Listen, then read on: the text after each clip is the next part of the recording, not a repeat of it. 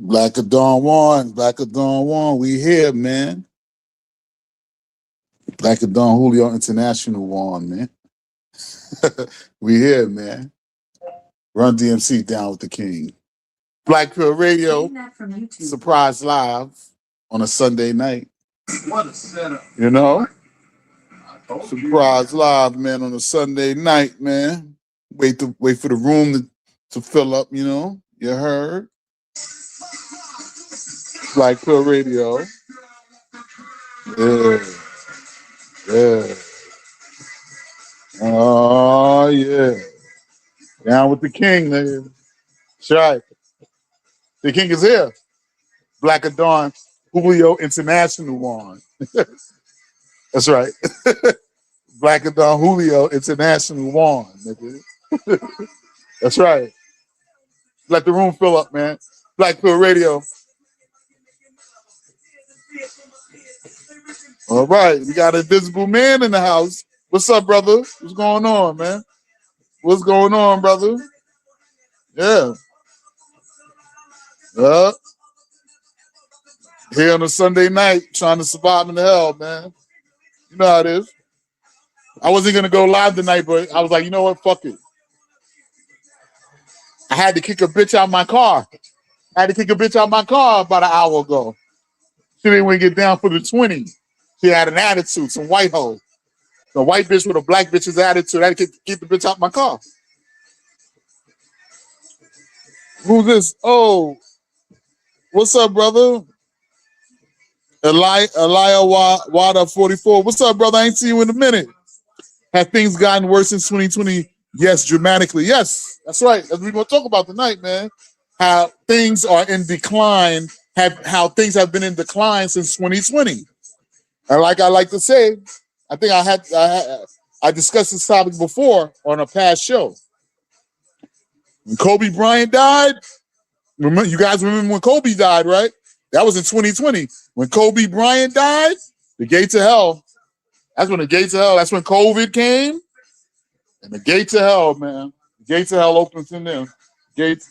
That's how you know that's the timeline on the last days was we on the countdown. We in the last little bit of days now, I believe. When I say the last, now any day could be your last day as an individual. Any man could die as an individual. And I want to give a shout out to my uncle, man, my Uncle Pat, man. You know, he had Alzheimer's in a nursing home, and he's not doing well. He was on life support, so yeah, my uncle, man, he's about to make a transition, man.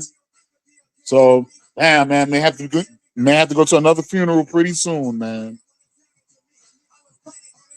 Got to go to another funeral soon, guys. Don't stop, man.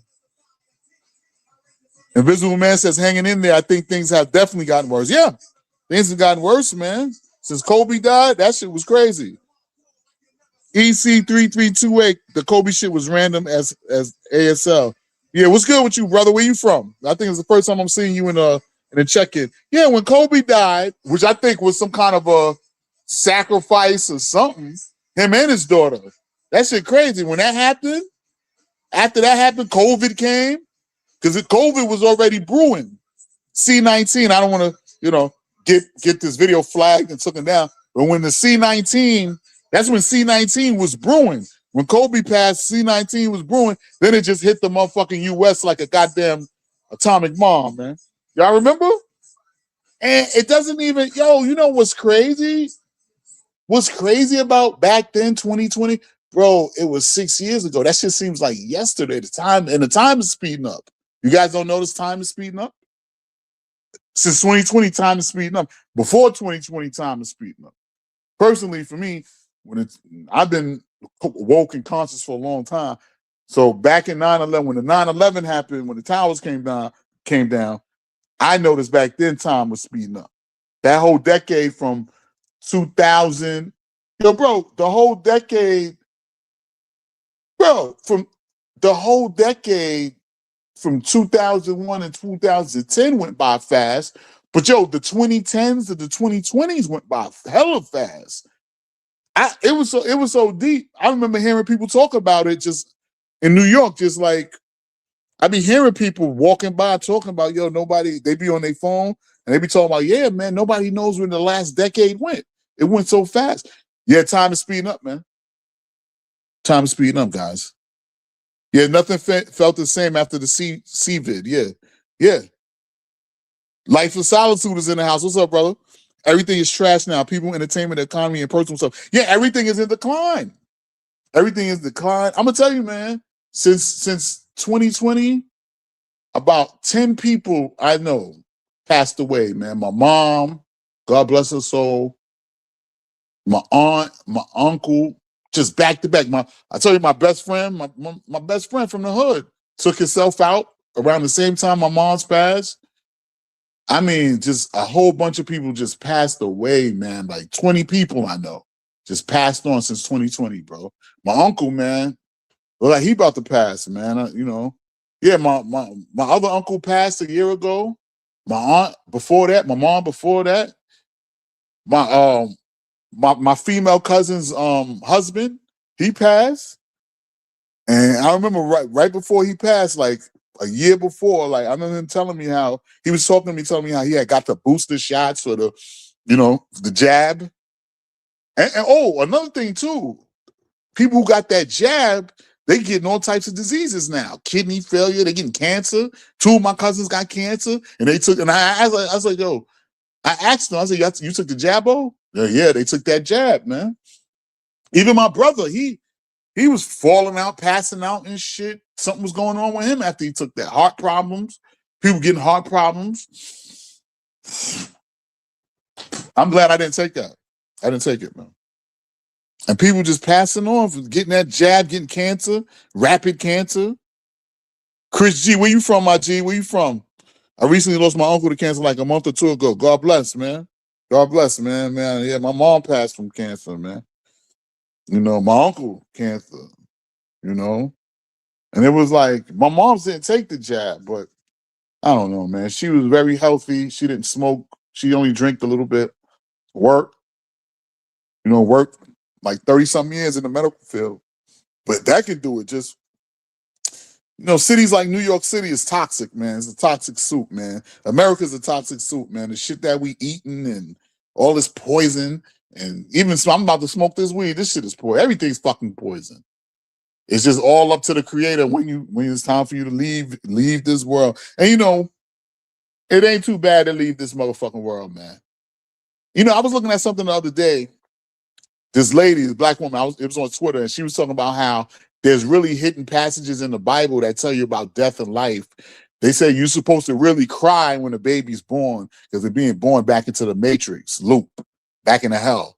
And you're supposed to rejoice when somebody passes on because they're getting the fuck up out of here. They got an opportunity to get up out of here. I believe in that shit, bro, because I think we living in hell. I think we're in some kind of hell. There are different forms of hell. You know, this is some form of hell, especially if you're black. If you're black, you damn sure in hell. I think it's from everyone working and stressing so much. Yeah, man. All types of diseases. And this technology brings diseases, man. You know, I be falling asleep. You know, it can't be, it can't be good to be sleeping with this Wi-Fi and all this shit on. You know, we sleeping with Wi-Fi, sleeping with our phones on. I be sleeping with the TV on. I fall asleep with the TV on sometimes. You know? This shit can't be good, bro. like that's why I try to drink my herbs, man. I try to, I'm old school, man. I drink my herbs, man. And, I drink my turmeric. I take my vitamins. I do my little working out. I drink my soursop, I got to go get me some sea moss and some elderberry and shit. I try to, fuck with the herbs, man. I'm old school nigga. And I try to fuck with the herbs, man. My people's from South Carolina on my mother's side, deep down South Carolina, and my father's side is Jamaican, Kingston and all that shit. So, they be dealing with the herbs and shit. You know that. If you're black, you know that. You're dealing with the herbs and shit. You're African, you know how we do. We deal with the herbs, man. The brothers that deal with the herbs live longer. Black people who deal with the herbs live longer, man. Life of Solitude says it feels like CVID never even happened. You rarely hear about it anymore. Yeah, bro. It feels like we just shifted timelines. Like that shit never happened. And niggas forgot, like, from 2020 to like 2022, the world was fucking shut down. People forgot about it. It's like it never happened, right? Everybody got some money, went crazy with the money. Oh, my cousin passed too. My cousin passed from COVID. Yeah, my cousin passed, man, in 2020 from COVID. In Delaware, he passed. So a lot of, man, like 10, 15 people, bro, no lie, man, since 2020 that I know personally, whether my family or friends, passed on, man. A couple of my friends' mothers passed in COVID. They was in nursing homes and hospitals. They passed. It was very ruthless back in, especially like in New York. They was putting people in U-Haul trucks, dead bodies in U-Haul trucks, stacked up on the sidewalk, man. It was crazy. And you know, like the brother said, Life of Solitude said, it feels like that shit never even happened. We done shifted. I don't know, something crazy is going on, some spiritual shit, some simulation. We in some simulation, bro.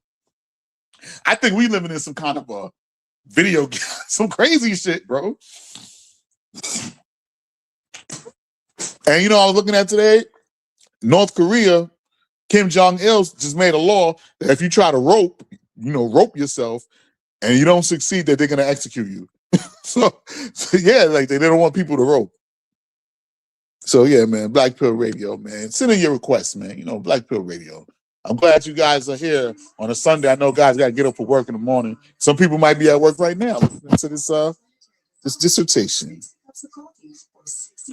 EC says, seeing Black Pill go mainstream is the craziest ish. Yeah, I knew it was going to be mainstream, bro. Aliyah Wada says, 444 says, second edge is 69. Hold on. Brothers, get me second Ezra 69. Read that. I'm gonna read. Second Ezra 69. For Esau is the end of the world, and Jacob's the beginning of it that follows. Yeah. You know, racism on the rise. Well, it never went nowhere, but more racial conflicts is on the rise because crackers, the so-called white people, the crackers, they feel like they're losing their country, they're going extinct and shit. And race war, I tell you, race wars is around the corner. It's going to be race wars in different states, man. Is it going to be an all-out race war in every state? I don't know about that, but there's going to be some racial incidences, and it's going to be an uptick in racial incidences. You know, yesterday I'm working. You know, I be working with these crackers sometime doing this cabinet painting shit, right? So I'm working with this cracker, and he plays a song from Bob Dylan about the hurricane. Remember the hurricane boxer from back in the day? Denzel played him in the movie. And in the song, Bob Dylan says the word nigga. He says nigga, like, you know, and I don't really give a fuck, but I'm like, yo, why is this cracker playing this knowing a black man is here working for him right now? You know what I'm saying? I'm ready to check this cracker. I mean, I really don't give a fuck, but I'm going to have to check this cracker on it, man. You think I should check him on it? Because he's trying to play. I know if I check him on it, I ain't going to be working there no more, so I'm going to have to figure it out, but I don't know. It's just, you know, other than that, he ain't never said no shit like that to me and nothing like that. But it's just like you playing the song, and I'm like, what the fuck? And I heard the lyric like, oh, something about nigga, he's a crazy nigga. I don't listen to that Bob Dylan song about the hurricane, man. I'm like, you know, sometimes crackers be doing slick shit. They say slick shit to you. It's like they're addicted to racism and shit. These crackers and shit. Like they just can't leave a black man alone or something like that. You know what I mean? Because I don't want to have to punch. I'd punch this motherfucker right in his motherfucking face in his garage. But anyway, life is. I need the breath. Should I flip out over that or what? Life is Solitude says my sister took it sadly, almost lost her life. Damn. But luckily she got resuscitated and survived. She's doing well now, but still has some heart problems. Yeah, man. My brother be having heart problems and shit. What's it called? Something with the rhythm of your heart. They be taking, I never took that shit. I'm glad I never took that shit, bro. A lot of people had to take it for their jobs and shit. I didn't have no job. I was self-employed. I didn't have to take it. And even if I wouldn't have took it, fuck it. I know that's mark of the beast shit. Thank God. Thank God I was woke and I knew that was Mark of the Beast shit. We spoke, I remember back in the days, we used to speak on a time like this, back in the 90s. We used to read 666, Mark of the Beast, those books, Mark of the Beast, Behold the Pale Horse. And we used to read those books and we used to talk about that shit. You know what I mean? I believe this place is a soul trap. Yeah, it could be, man. It could be, man. Y'all remember the BLM riots that happened too? Yeah, Black Lives Matter. Oh, yeah. All that shit happened around that time. George Floyd and all that happened around that time. Yo, I forgot about that shit. That's how fast and rapid that this place is. Time is speeding up, bro. It's almost 2020 fucking 7, bro. You guys believe it'll be in 6 months? Summer's almost over. Trying to get up to New York next month, man. But summer's almost over. Crazy, man. So things is definitely, man, it's getting harder to survive. I knew that's why when they was giving up them stimuluses, and I got unemployment, I was getting unemployment, stimulus, and I got a PPP loan for my business. I got a little PPP loan. But you know what? I saved it. I still saved it, and I still was grinding. Cause I was telling niggas, I was like, yo, this shit ain't gonna last forever. Try to save as much as you can. Save half of it because prices of shit gonna explode after this. And guess what happened? That shit started happening. The prices of shit started going up. I knew that was gonna happen. I knew that. They wasn't gonna just give you this free money for no reason. It was like a test. And niggas was balling hard. I'm in New York, niggas, everybody have money, niggas was balling. But by 2024, everybody broke. 2023, 2024, everybody broke. Trump said he's supposed to be giving up a stimulus right now, but I don't know. Shit got worse. Every food is up. Gas is up. Gas going back up now to $4. January 6th, the Ukraine war. I done forgot about that. They killing motherfuckers right now over there. I forgot about that. There's like multiple wars going on. Ukraine war, Russia, Ukraine. There's a war going on, Iran. There's many covert wars. The Bible said rumors, wars and rumors of wars. That's what's happening right now. Yeah, I can't breathe. Yeah. Awada says probably going to make 2020 look like Candyland. When we come into 2027, yeah, man, shit crazy, bro. And time is flying, man. The women got worse. I remember back in before like 2020, 2019, I still can get a bitch no problem for the 40. Bitches used to come through for the 40. They used to come to the crib.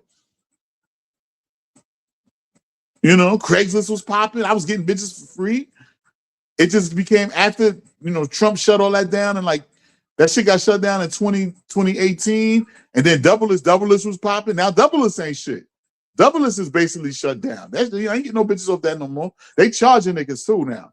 $45 for the year for the lowest membership is $45 for the whole year. I'm like, man, get the fuck out of here, man. $45 not to get no ass? I might as well take that 45 and just go find a bitch. It's getting harder to get a bitch. I had to kick a bitch out of my fucking car just now. Bitch get in my car fucking with my AC controls. I'm like, bitch, wait a minute. Hold on. We ain't established what we gonna do here. I got 20 for you, bitch. I just gave you. I was like, yo, bitch, you don't want to come to the crib, take a shower, and get fucked? What's good? Bitch had a nasty attitude. I had to kick the bitch out, man. I had to kick the bitch out.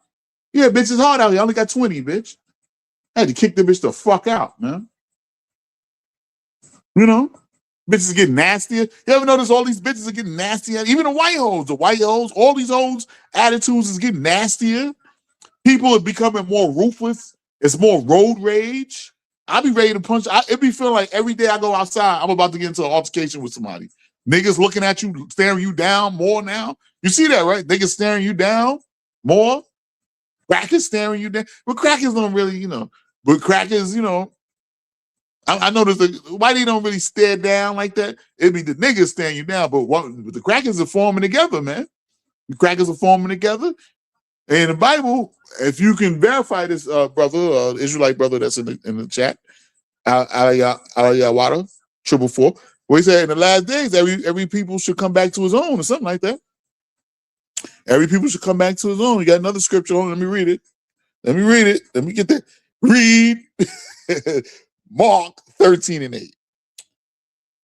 For nation shall rise against nation, and kingdom against kingdom, and there shall be earthquakes in diverse places, and there shall be famines and troubles, and these are the beginning of the sorrows. Yeah, Jacob's trouble.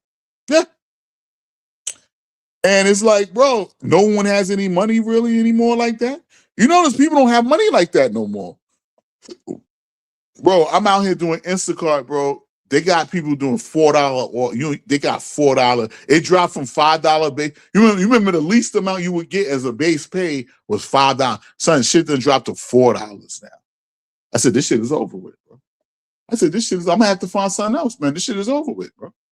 I'm gonna have to do Amazon Flex or something like that. But this shit is crazy. And then it's becoming oversaturated because a lot of people don't lost their jobs. Remember the migrant invasion? Y'all remember the migrant invasion? That was crazy. All the migrants was running around killing and going crazy. So much shit happened between 2020 and now, bro. Trump done got back in twice. Yo, you don't even it doesn't even seem like who was the president? Biden? It doesn't even seem like Biden was ever the president. Like, you guys get it doesn't seem like Biden was the president. Wasn't Biden the fucking president for a minute? It doesn't even seem like he was the fucking president. It seemed like Trump was just the president for all these years. I don't know. We done stepped into another timeline or something, brothers. So what say you guys? Black Pill Radio. We here, man. We talking some real shit, man. Yeah, man. The Ukraine war. People don't forgot about that. That's going on right now. That's a good thing you brought up, Invisible Man. The Ukraine war going on, man. People don't forgot about that shit. There's so many wars going on. There's war going on Iran and Israel right now, and the U.S. What happens if they try to draft you? They can't draft me because I was already in there and they kicked me out. They can't draft me. But they can really do what the fuck they want to do, but they can't draft me. They done kicked me out the military, and I'm too old.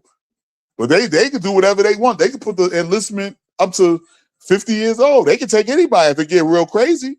If it get crazy, they take anybody. But I don't think they have enough police to enforce that. These young niggas ain't going to no goddamn war. This ain't Vietnam era. These niggas is fighting, man. Niggas ain't going to no war.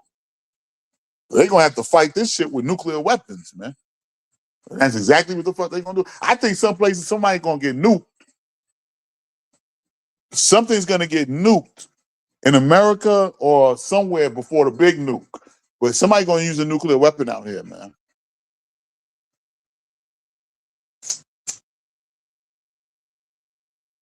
Shit is real, man. We got 9 people on the check-in on this glorious night. Getting harder to pay rent. Rent going up. These niggas done went up on my rent $25. They wanted $50. I had to negotiate. They brought it to 20. They went up $25. But still, it's like shit is hard out here, man. Car insurance. Shit is crazy, bro. Car insurance and all types of shit, man. My little side hustles are slowing down a little bit. The motherfucker I work with, his shit slowing down. It's like, damn, this shit fucked up out here, bro. A lot of people are homeless, sleeping in their cars, van life, sleeping in parking lots. I noticed that, man. Whenever you go to like a Walmart or a Target, look at the parking lot. And how many people, you'll notice how many people are sleeping in their cars, man. There's people sleeping in their cars. Slow down. Brand Nubian. Make your requests. Black Pill Radio, we here. Hey. You know Black and Dawn want to play the old school.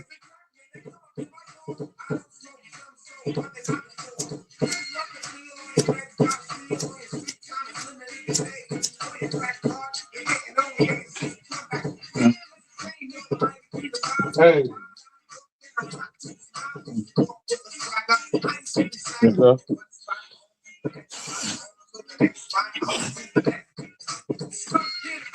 Black Pill Radio. Slow down.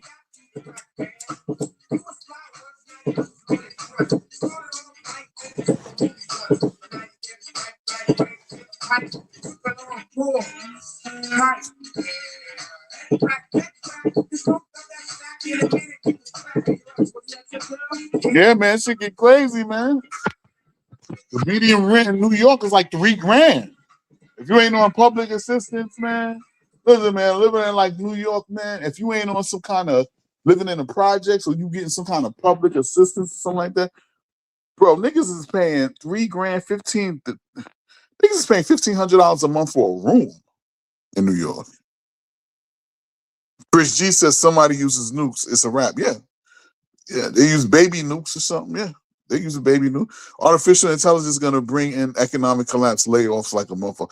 Yeah, they said all the jobs gonna be gone in 10 years, man. They banned corn this year, or was it last year? Oh yeah. In certain states, Pornhub is you can't even get it. So it's just like what the fuck and shit. And like I said, man, prior to 2020, man, you can get a bitch for $40 like it was nothing. Especially in the South, these hoes are jumping in cars like a motherfucker, and they had a little bit better attitudes. Now these bitches are more ruthless and nasty. I went to this cash advance place over here. And they had called me up because I filled out an application. And I'm trying to get a couple dollars. I'm trying. I need help. Shit, I'm trying to get a couple dollars for these bills. So I'm trying to get one of these payday loans. I'm not gonna pay it back, but I'll get payday loans. So I go to the spot, and as soon as I seen a bunch of fat, ugly Keishas, and I was like, oh god. As soon as I walked in, what are you here for? Excuse me, who are you? Like, no, hello, how are you? Are you here to get a loan? No nice greeting or anything. The bitch was just nasty. Black bitches just got nasty attitudes. But all these bitches are acting like black bitches now with nasty attitudes, bro. You just want to slap the shit out of a bitch. The way these bitches are these days. You just want to slap the shit out of these hoes. I wouldn't advise having no kids these days. If you ain't got none, man, I wouldn't advise having no kids, man. Because first of all, you ain't gonna have no fucking money. If you ain't got no money like that, you got to damn near be rich. And then the bitch got to be compliant. If she not compliant and you ain't got no money like that, you're gonna fuck yourself over, man, having a kid out here. You're gonna bring a kid into hell. Why are you gonna do that? You're gonna bring they grow up to hate you. They're gonna grow up to hate you and shit on you. And beat the hell out of you when you get older. Imagine your son get 18, he start beating your ass. You gotta take him, you gotta do like the father in Jungle Fever. You remember the father from Jungle Fever? I brought you in this where I'm gonna take you. Remember he said, you got the devil in you? Remember Gator? Remember you guys ever watch Jungle Fever? Spike Lee movie with Wesley Snipes and Lawrence Fishburne, not Lawrence Fishburne, Samuel L. Jackson. Yeah, I swear to God, man, Samuel L. Jackson is in like every fucking movie, bro. That nigga, he's been in he's the most known actor, like Samuel L. Jackson. He's been in more movies than anyone. I mean, this dude is in small roles, 2-second roles. Like, you look at a lot of movies from the 90s, Samuel Jackson was in the movies, man. That nigga was in Juice. I forgot he was in Juice. Remember he was the pool hall owner or the manager in Juice? That nigga was in Juice and shit. So. That nigga was, remember he played Gator? He was the crackhead that couldn't be saved and shit. The Pops, was Ruby D and Ruby D, what's the Pops? They was a real couple in real life. And he said Gator was too fucked up, man. He's uncontrollable. The father took him out, pulled that goddamn revolver and killed him. He's like, I brought you in this world, but I'm gonna take you out. You got too much of the devil in you. Yeah, but you got the children out here whooping the parents' asses. You know what I'm saying? Imagine you in your 50s and 60s, your child about 20 years old, 20 start whooping your ass because they don't want to leave the crib, get a job. And ain't no job. You trying to tell them to go do something constructive. They start whooping your motherfucking ass.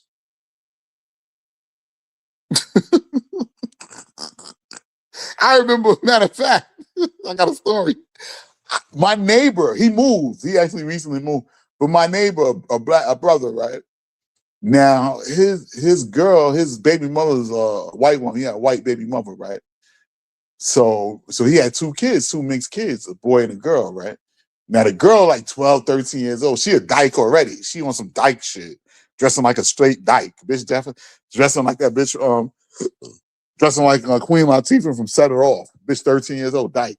So one day, I was on my porch one night, just out there, just I think I was smoking a little spliff, and I hear a little rumbling going on, like in the next building. Like, so I look. So I was like, well, what the fuck is going on? So I hear it coming from Son's crib, because I used to buy weed from that nigga. He moved, but him and the little girl came onto the porch. Him and his daughters were 12, 13. So I guess they took the fight they was fighting. She probably punched him in the face. Who knows? So they took the scuffle to the porch. And I was looking, I was, being nosy. I was looking, what the fuck's going on over there? So I'm looking, right? And she said, nigga, get off me, nigga, back up, nigga. She called him a nigga. He said, I'm not a nigga, I'm your father. I shook my head. I finished my spliff. I turned around, went back in my crib. I said, man. And then right there, that was confirmation from the universe. Nigga don't have no kids, nigga.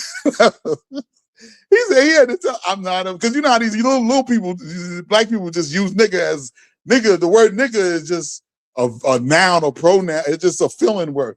So she said, she must have been, nigga, I don't care, nigga. Get off me, nigga. Back up off me, nigga. She was on that type of shit, that rah-rah shit, right? A little YN bitch, little YN dyke bitch. And he was like, listen, I'm not a nigga. He said, I'm not a nigga. I'm your father. So I was like, yo, it's over. She probably whooped that nigga's ass. She probably was in there whooping that nigga's ass, and they had to take it to the porch. Yeah. I remember my cousin bust my uncle in the head with a bottle in Harlem, in the projects in Harlem one day. I was over there that day. My cousin bust my uncle in the head with a bottle, and NYPD came and beat him up and maced him and put him on one of them gurney, them stretchers, and had to haul him out the project. Had to tie. They put him on one of them stretchers, the Hannibal Lecter. You know the Hannibal Lecter shit when they wheel you out, they put the muzzle on your face and on your hands, and they did that to him in Harlem. They maced him and put him on that. Yeah, niggas, yeah. So imagine your child do that to you, man. You know what I'm saying? Your child grow up and whoop your ass. You say, yo, this is my pride and joy. Or imagine you have a child, your child don't want to leave the house. Come on, man. So, yeah, come on, man. Your child gonna get up and whoop your ass and shit. Invisible Man says Trump said he doesn't care if home prices go up. Yeah, he don't give a rat's ass. He don't give a fuck. Only about the rich, man. Y'all heard Andrew Tate and his brother got arrested on some sex trafficking again. They got him in the U.S. They arrested him in Miami. Man, they about to throw the book at them niggas. Man. Bitches take you down, man, every time, man. He was a good fella briefly. Yeah, Samuel Jackson was in Goodfellas too. As Stax, the guitar player. He was in a lot of movies, man. He had a lot of little roles and shit. That dude was in a lot of movies, Samuel Jackson. But that Gator role was funny. He was the crackhead Gator and shit. He was too crazy, man. Gator. Watch that movie if you get a chance, man. It's on Tubi, I believe, man. Classics, man. They don't make movies like they used to make back in the days. Classic movies and shit. Especially them classic black movies. Them classic Spike Lee movies. I watched that movie that Spike Lee did with A$AP Rocky and Denzel. It was all right. It could have been bad. It was all right. It was something to watch. But they're not classics like the 90s, man. Goddamn. Oh, yeah. You never watched Chris G. Oh, yeah, Gator stole the TV. Did he steal the TV? Gator stole the TV and shit. And Brother Minister, what's that? Father Minister? The Ruby D and what's the man's name? Ruby D and Ruby D's husband, they be in all the Spike Lee's movies and shit. Mm-hmm. They be in almost all the Spike Lee movies and shit. I know Spike Lee like to recycle the same actors. It's smart. Yeah, man. Gator stole the TV. And then Gator said, you gonna He's getting money from his brother, Wesley Snipes. He said, "You rather have me knock elderly people in the head? I do it. I do it. I do it. I do it. I do it." The nigga start dancing. This nigga is crazy, man. But it's real life crackheads like that. Hell, when I used to sell crack in Queensbridge, you had crackheads and diesel crackheads used to knock niggas the fuck out. If you was this new nigga out there on the block, you had the diesel crackheads went to jail for a couple years, came down diesel. They still crackheads though. Niggas would knock you in your mouth and take your cracks, man. If you wasn't a skilled hustler. But yeah, man, things have fucking went on a decline, bro. It's by the grace of the Most High. I don't know how it's only by the grace of the Most High that I'm still making it right now, bro. And you know, I managed to save some money back from back in the days, and my mom's blessed me with some resources and stuff like that. But it was only by the grace of the Most High, man, that I'm still able to fucking maintain, man. A lot of cats ain't maintaining, man. That's why I toned down on like wearing my jewelry outside like that, because I had wore my chain the other day, and it's a gold-plated Amazon chain. It ain't even. But niggas is looking and salivating at the mouth.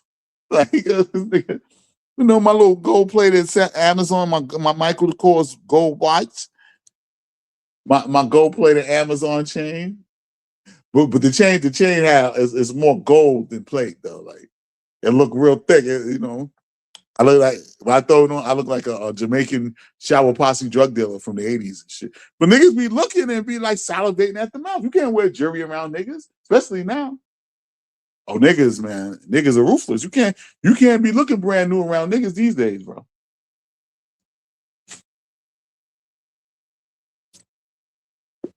You know? Yeah, Gator stole the TV. He took Gator out, man. You know, Samuel Jackson be in mad movies and shit. That nigga is like, he's in the most movies ever, bro. He's like the hardest working man in Hollywood and shit. That's what they call him. I think his net worth, he got about 100 million. I think he up about 150 to 100 million, I think. I think that's his net worth. I got you. Let me get group home suspended in time for the brother, Alawada 444, brother. What camp you with, brother? You in New York? What camp you with? What's your camp, brother?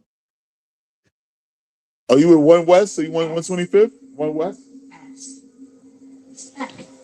Today's videos on MTV2 are brought to you by the letter S. Yeah, Black Pill Radio, man. We here, man. Black Pill Radio, man.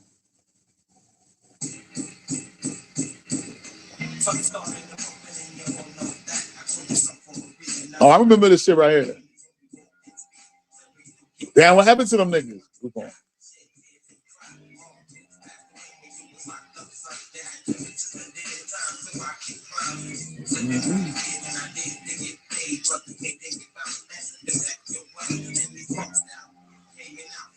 Damn, I'm looking at the video. That's old Brooklyn right there. Old school Brooklyn. Black Pill Radio. I got to get back to Thailand, man. I miss my Thailand bitches, man. They just way more feminine, and the prices are cheaper and they look better, man. I'm out here trying to fuck white crack whores and meth addict bitches, and they want $100 to fuck. They acted Hasidity. Come on, man. On the GMS. Shouts out to GMS. I remember the GMS Tahar. You talking about Tahar them from Connecticut. Man, they used to come out 50 deep because they had brothers from Connecticut, New York, and I think Jersey. And they'd come out on 34th Street deep, like 40, 50 deep. I remember one time they chased this nigga from on 34th. They chased this one nigga, they beat him with an umbrella. He tried to come at them. He tried to hit them with the umbrella. They took his umbrella. They beat him with the umbrella, and they started whooping this nigga's ass. They chased this nigga from 34th. If you niggas know about New York, they chased this nigga from 34th and 8th Avenue all the way to motherfucking 6th Avenue to F chase this nigga. They whooped that nigga's ass. They used to be deep. They used to be whooping crackers' ass too, man. They be whooping motherfuckers' ass up there, boy. They used to be whooping niggas ass, man. Chris G was good. Yo, where you from, son? I've been to Thailand before. That shit was wild. Word, man. Where you was at, man? I was in Bangkok and Pattaya, man. Where you was at? I went down to Koh Lan Island, Lokon or Koh Lan Island too, man. I got my shit is up on a I just posted something up the other day eating breakfast. When I was eating breakfast in Bangkok. I love Thailand, man. You ain't got to worry about no pussy, man. That's one thing you just ain't got to worry about there, man. A lot of brothers say they don't like the girls because there's no thick girl. It's thick girl. It's thick. It's some thick Thailand women out there that's thick. I know some niggas like BB. I like a little thick BBW too here and there. They got some thick BBWs out there. They be dressing like black chicks too with braids and they be having a tan. They be brown and shit. You really got to go to Pattaya though for the nice thick ones that look like black chicks, like Pattaya, Soy Cowboy, and one of them shits. But yeah, I love Thailand. They got the African chicks too out there. Yeah, man. You from the South? Where you from? South Carolina? Where you from down south, brother? My people's from South Carolina. Where you from? I was in Bangkok and like, okay, that's what's up, man. Me too, brother. That 26-hour flight, man, 25-hour flight. Man. Yo, I got to get back there. I think I can live there. I would like to live there. Like before I would go there like on a permanent basis, I would have to stay there at least 2-3 months just to really get the feel of it. Because you don't really just want to live somewhere you don't really know. Because I only been when I was there, my first and last time I was there. Well, that's not gonna be the last time, but you know, it was my first time out the country and shit. When I was there a few months ago, I was there 10 days? Yeah, 10 days. If you cut out the travel time, 8 days. It was a good time, man. I had a good time, man. Texas? Okay, so it probably didn't take you 25 hours to get there. It took coming from, because you kind of on the West Coast, probably take you about 20 hours. I don't know how long it took you to get there. But that was a good time, man. I can see myself living there, man. Because Bangkok has that New York City vibe. It has that New York vibe, and then Pattaya is just, that shit is just tropical, beautiful, tropical. Now, Pattaya, you got some third world, and look kind of third worldish in some parts. Look kind of third worldish. But man, the bitches, man, the bitches. Like G Money in New Jack City said, the bitches. You know, them little bitches, man, them little Asian bitches, man. I seen some dark skin. When I was in Pattaya, I seen some real dark skin Asian bitches. They look like Foxy Brown. And they was thick. I was like, damn. Had me a little Miramar bitch with a fat ass. A light-skinned Miramar bitch. Yeah, man, I got to get out of here, man. I got to get back to Thailand, man. Waiting on my check. Life of Solitude says, I want to go to Thailand, but I really want to go to Japan first before anywhere else. I always want to go since I was a kid. I plan on doing PFP there also. Pay for play. Oh, yeah, no doubt. You got, yeah. Japan is closer than Thailand. Because I know, like, I had the opportunity to, like, a couple flights I looked at had me, like, going to a layover in Japan, but I chose going to Hong Kong way. So, yeah, it's kind of like, you know, it's probably, like, Thailand is probably like 2-3 hours from Japan. I know it's 2 hours from China. You be right there. They feed your ass on that plane, boy. Yeah. The Asian chicks are more like nicer, and you know, I noticed like the Asian chicks are a little bit more nicer and feminine. Like these bitches here in America, forget about it. These are manly. All these bitches are manly. You want to punch a bitch in the face? You might have to get in a scuffle with a bitch. I thought I was gonna have to punch this bitch in the face to get out of my car. I had to tell that bitch to get out of my car twice. Like, bitch, get out of my car if I start punching you in your face. I told her that. Bitch got out of my car when I said that. But it's like, yo, man, these bitches here all masculine. They want too much money to fuck. And it's like, bro, come on, man. You go to Thailand. Sometimes the bitches don't be wanting to leave. They act like they don't be wanting to leave, bro. I know they probably be trying to get more money, but some bitches be acting like they don't be wanting to leave. It's just a better vibe, man. It ain't perfect, but it's better than what we dealing with over here, man. It's just, you know, it's just, yeah. If you can figure out a way to make money online, oh man, you got the US dollar compared to the Thai dollar, which is probably about 30 to 1 now. You straight, man. I love Thailand, man. I'm going back. I'm definitely going back. I see more and more. Oh yeah, that's the topic. That's another topic I was going to talk about.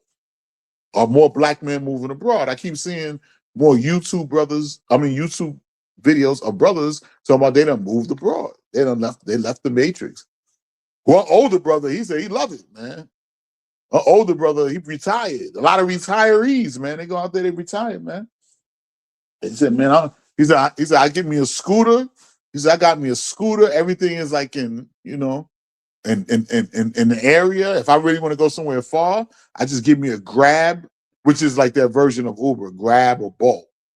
And I took a Grab from Bangkok to Pattaya, 2 hours. It's about $50. Yeah.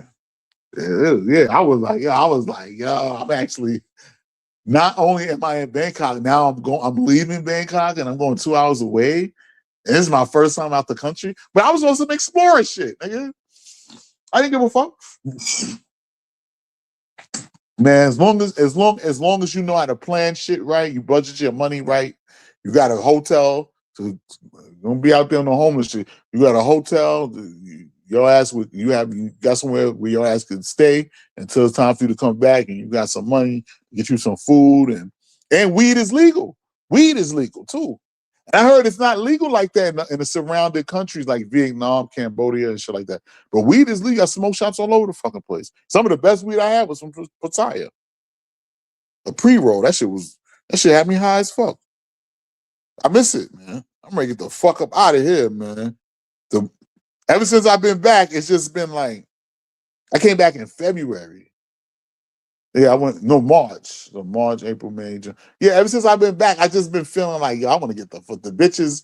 It's just like, damn, it's just night and day, man. It's just, and here, when you gotta search for bitches. You know, there, nigga, as soon as you come out your hotel, bitches is running up on you, my nigga.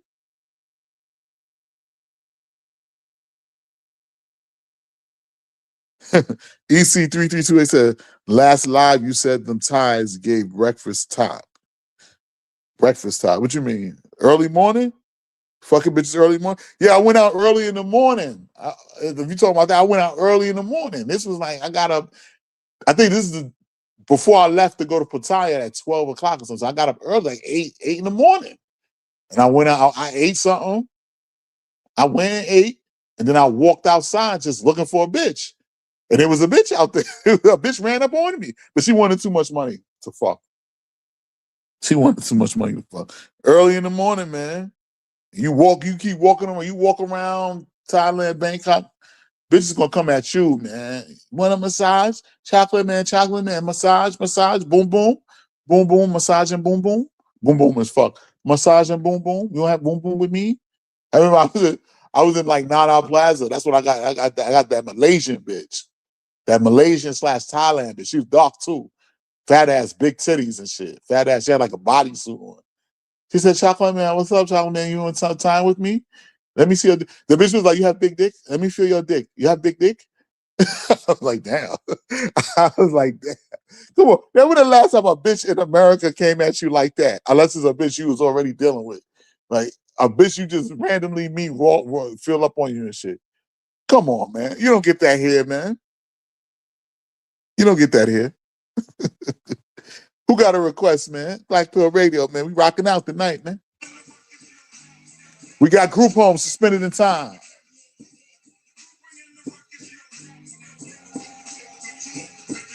Black Pill Radio.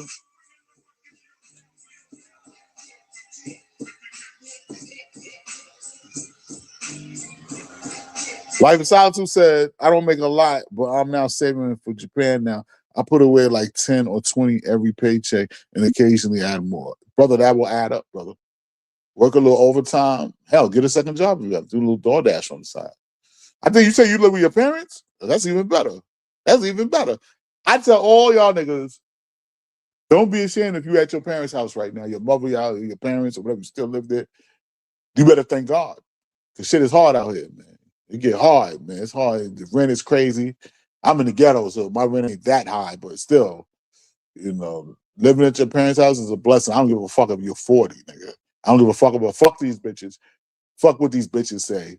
You got a place to lay your head. They might not, and it's a blessing, they might not be charging you that much rent. And they might not be charging you at all. But they probably charge you a little something to contribute to the crib. But yeah, you living at your parents' house, you want to fuck a bitches, get a hotel, man. Or just go overseas. Go overseas. And you're gonna stack your money even more if you live at home. It's a blessing, man. At this point in time, don't be too quick, man, to leave the nest right now. It's brutal right now. It's brutal out here. I'm out here. I'm in the trenches every day. Out in the trenches. It's brutal. Don't you be too quick to leave the. I'm keeping it real with you. Don't be too quick to leave the nest, man. Fuck these bitches. Fuck with these people, niggas, or whatever, who got opinions about whatever you do or how you living. Fuck them. Nigga, it's about you saving your, stacking your bread, get your passport, and make that move, brother. Fuck these bitches over here, man. I'm telling you, go over there. If you ain't never been over there, what's the brother that said he been in? Tell him, brother, Texas. Tell him it was nice over there. Wasn't you? How many hoes you fucked over there? It was nice, wasn't it? Yeah. Invisible Man said, I need to get my black ass over there, Tyler. It sounds like heaven. No place is really heaven because it might have its, you know, it's you just got to deal with the hagglers, some people trying to sell you shit like that. But it's better than this shit. I'm telling you, especially if you go to Pattaya, try to go to that beach, man. And they got a few beaches, man. You can get on the boats for the shit, go to these different islands. Man, I was on the boat. I went to Koh Lan. That shit was so white sand beaches. I never seen no shit like that. I ain't never seen no white sand, blue water like that. Having excursions, people paragliding. What's the hang gliding, parasailing and shit like that? Yeah. Real tropical, man. Bitches out there, tropical Asian bitches. I'm like, damn, that shit was, and the food is cheap, cheaper than here. Come on. And, you know, I was eating fast food there most of the time, you know, McDonald's, Burger King and shit like that. But it didn't taste like the shit here, man. It tastes more natural. It tastes way more natural, yo. That shit tasted natural, bro. I lost weight when I was over there. Because I was just eating like one meal a day. And maybe I'll go get some snacks from the 7-Eleven or whatever, a beer with a smoke some weed, eat one big meal a day or some shit. Maybe two, you know what I'm saying? But I'll be walking most of the time. Especially in Bangkok, you're gonna be walking, man. Everywhere I walk, if I didn't take a Grab, I'm walking. Bangkok like New York. You getting up on the train, you trooping it through the transit system and shit on the streets. So shit kind of like New York. So that shit kind of like that. You got to keep your pep in your step, like you in the city. It's just a city vibe, man. It's just New York with a bunch. It's holes everywhere.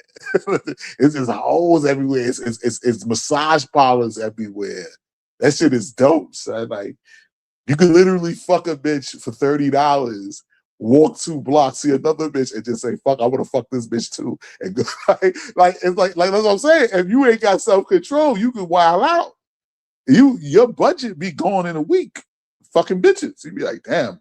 I ran it up 1,000 already on bitches. That's why niggas go there and never come back. Niggas get caught up with them Asian bitches, man. And they got Asian, the African, Indian. I did not see any Hispanic chicks, but they got all bitches. They're white bitches, Russian bitches selling pussy. It's crazy, bro. I'm taking a break right now, but I'm about to get back to driving trucks. Need to make some moves. Yeah, brother, that's money. That's where the money. I might start doing that, man. I need to get my CD out, man. Yo, Chris G says I smashed like 5. Yeah, brother. I smashed 3, but I fucked 4 times. One of them I smashed twice. I was only there 10 days, 8 days. Yeah, the brother say you smashed 5 bitches. Yeah, brother. Yeah. That ain't nothing, man. Boston Ministries. What's good, brother? I seen that short video you uploaded with the breakfast. You got us inspired to go overseas and see what those women are like. Yeah, brother. Ain't nothing stopping you, man. And it's not expensive, man. It's not expensive, man. The whole shit was like, and I did that shit. Now, I did it right before the whole gas crisis. Because when I was there, that's when it was bombing. Iran was bombing Dubai and all that shit. And I was already in Thailand when that shit was happening. So I went right before that shit happened. But when I went, I booked that shit like a week in advance. And that shit was like $1,287, almost $1,300 for round trip plus the hotel in Bangkok. And I bought like $1,300 in cash with me. But I had a side business and I made some money while I was there through the internet. You know what I'm saying? So I used that money and I was like, yo, I'm gonna go to I was like, damn, I was there like 5 days. I had 3 days left or something like that, 3-4 days left. I was like, yo, fuck it, I'm gonna go to Pattaya. And I remember I got some money. Somebody sent me some bread, exactly the same amount of money I needed to go there and come back. And I was like, yo, I was in shock. I was like, yo, I'm gonna go to Pattaya. Fuck it. And I remember a dude from Philly that I seen outside in the street early that morning after I got breakfast, or right before I got breakfast, maybe after, I don't know. And he was like, yo, you never. He was telling, I was talking, he was like, yo, I done traveled everywhere. I don't know if he was the ex-military dude. He's like, man, I done been everywhere, man. But he said, yo, this is my favorite spots out here. He said, yo, you need to go to Pattaya, man. And I was telling him, I was like, yo, I plan to go there tomorrow. He said, I was gonna go. I told him, yo, I'm gonna get the bus and all that. I was gonna go get the bus. He said, man, get a bus. He said, man, hell no, man. He said, nigga, call you up a Grab, get you download the app. You got Grab? I was like, yeah. He said, man, it shouldn't be more than $50, man. Fuck that. Get your own private driver. I was like, you right, my nigga. I say, why am I holding back like this? I'm on vacation. Fuck all that, man. I gotta have my private driver come pick me up and take me to the beach, man. I got another hotel over there. So it's so cheap, bro. I went and got another hotel over there for 3 days for like $60. And I kept my hotel in Bangkok. That's how cheap this shit is, bro. Currency exchange everywhere. Don't worry about that. Just keep your head on the swivel, man. Shit is lit, man. And I met people, man. I met a brother that was in the military. I think he was from Georgia. And he said he lived in Spain. He just visiting. He said, yo, I love Spain, bro. I was like, damn, Spain popping? He was like, yo, Spain. He's like, you need to come to Spain. Them bitches, they be on the brothers in Spain. I was like, yo. I was like, is it racist? He's like, it's not that bad. He's like, nah, it's cool. He's like, you need to come to Spain. Nigga told me, yo, I ain't living in the States since I graduated high school. When I joined the military and I got out the military, I stopped living in this. I was like, damn. And the thing about traveling, you meet all types of interesting people too, man. People from different countries, and you be surprised what people be into, like how they make money, what kind of businesses they into. They, you know what I'm saying? That's what I like about that shit too, like traveling and shit. You'd be surprised the people you meet. I met a brother, and I was in Chinatown, Bangkok. I went to Chinatown part of Bangkok, and that shit looked like some real motherfucking. That's as close as to China you gonna get, cause you got niggas on the street grilling up. Them niggas was cutting up live squid sandwiches, making squid sandwiches. Niggas out there eating tadpole sandwiches and shit. I was like, what the fuck? It was some real Chinese shit. These niggas out here eating, frying up dog leg. And I'm walking through the crowd. I'm like, I just asking for a watermelon. Give me a watermelon smoothie. That's all I want. Give me a watermelon smoothie. And that shit was like 60 cents. I could give me a watermelon smoothie. But I'm walking, I'm looking for the train, and I run into a brother. I see a brother. I say, yo, what's up, bro? I'm talking. He said, what's up? He said, where you from? He said, yo, what's up, Yankee boy? And I was like, what the fuck? He must knew I was from the States, whatever. And he was a Jamaican brother, but he told me he used to live in New York back in the 90s and shit. And then he had to go back to Jamaica, and then he ended up moving back and he was living in England. He was living in England for a while, and then he ended up moving. He ended up working in the diamond mines, he told me, and not the diamond mines, some kind of mines in Australia. He told me to go to Australia. He said, yo, you want to go to Australia? He said, them white hoes be on, brothers. Them Iggy Azalea looking bitches. That's what that bitch from, them thick white hoes from Australia, them thick mountain dog bitches. And he said, man, go to Australia. He said, I see the ugliest African nigga with some white hoes out there, some fine white hoes. He told me to go, he said, you need to go to Australia and New Zealand. I was like, damn, word. Got his WhatsApp and all that, son. Sometimes I haven't talked to him in a while, but that's my connect. That's my connect. Man, a lot of cats, a couple cats from the UK and Caribbean dudes and shit. They was mad cool, son. Yo, Max, what's the deal, son? Matrix Deacon, what's good? Where you from? It's first time seeing you, son. Yeah, sounds like 1989 NYC. Yo, man, I'm telling you, son. It was where my hotel, where my hotel is at in Bangkok. It led that vibe, bro. Because I ain't gonna hold you. The hotel is cool. It's like a 3-star. It's a little grimy, but it was cool. It was clean. It was decent. Had a nice bar and lounge on top of my. I was on the top floor, and there's a bar and lounge on top of that. Look up the La Phoenix Hotel. It's right over there in the middle of everything. But I ain't gonna tell you where it's at. It's in the cut, and it had that 1980s King of New York vibe. You know, I come outside, people outside, it's like 2 in the morning. I go to the 7-Elevens, it's open 24 hours, holes everywhere, shady looking motherfuckers and shit. I said, yo, goddamn. I was like, well, damn, I must be in New York. What the fuck? I'm in some Asian New York. I'm in the Asian part of New York and shit. But you'll blend in. You'll blend in quick. You'll get the ropes. Especially if you're from an urban city, like a fast-paced city, New York, LA, or Chicago, something like that. You know that you make your way around. You held up Roosevelt lately? Roosevelt Avenue? Oh, nah, so you from New York? Yo, EC, you from New York? I'm going back up there next month. I don't know. I'm gonna have to go to my uncle's funeral, man. So, man, bless my uncle, man. That's my uncle, man. He used to always tell you he's living in the Bronx, and then he moved down south in 2001 and shit. You know, he took him off the life support, so I don't know, man. He might have passed on, but you know, he's 83 years old, man. He always, whenever my mom would kick me out in Queens, I always could stay at his crib in the Bronx. He always let me stay at the crib, smoke weed, whatever, drink, drop some jewels on me. He have his girlfriend come through and shit. You know, tell me to go outside for a while and go hang.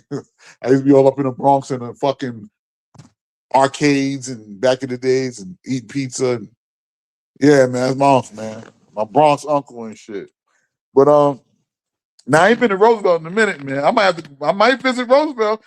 Now, niggas don't know. They got my cousin just left New York not too long ago. He said it's some hoes in Midtown Manhattan selling pussy for $60, some Dominican bitches. But you gotta be like, it's like a membership. You gotta be a membership. You gotta have a membership. He knew somebody who had a membership. And they got him some hoes, but I can go right to Roosevelt, man. I can go right, take that 7 train right to Roosevelt.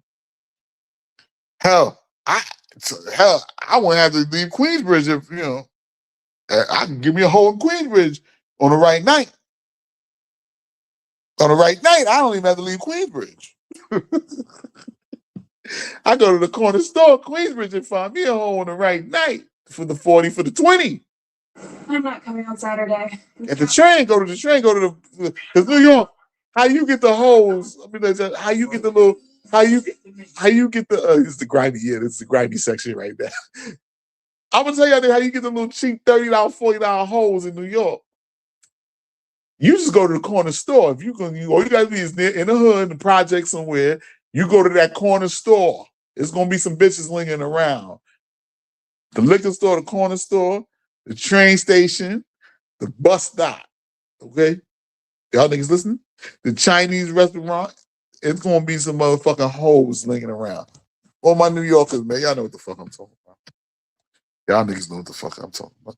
Boston Ministry says, do you have to download an app when you get there for dates, or do you just walk around and find women? Brother, I was going to do all that app bullshit. I had to do none of that bullshit, nigga.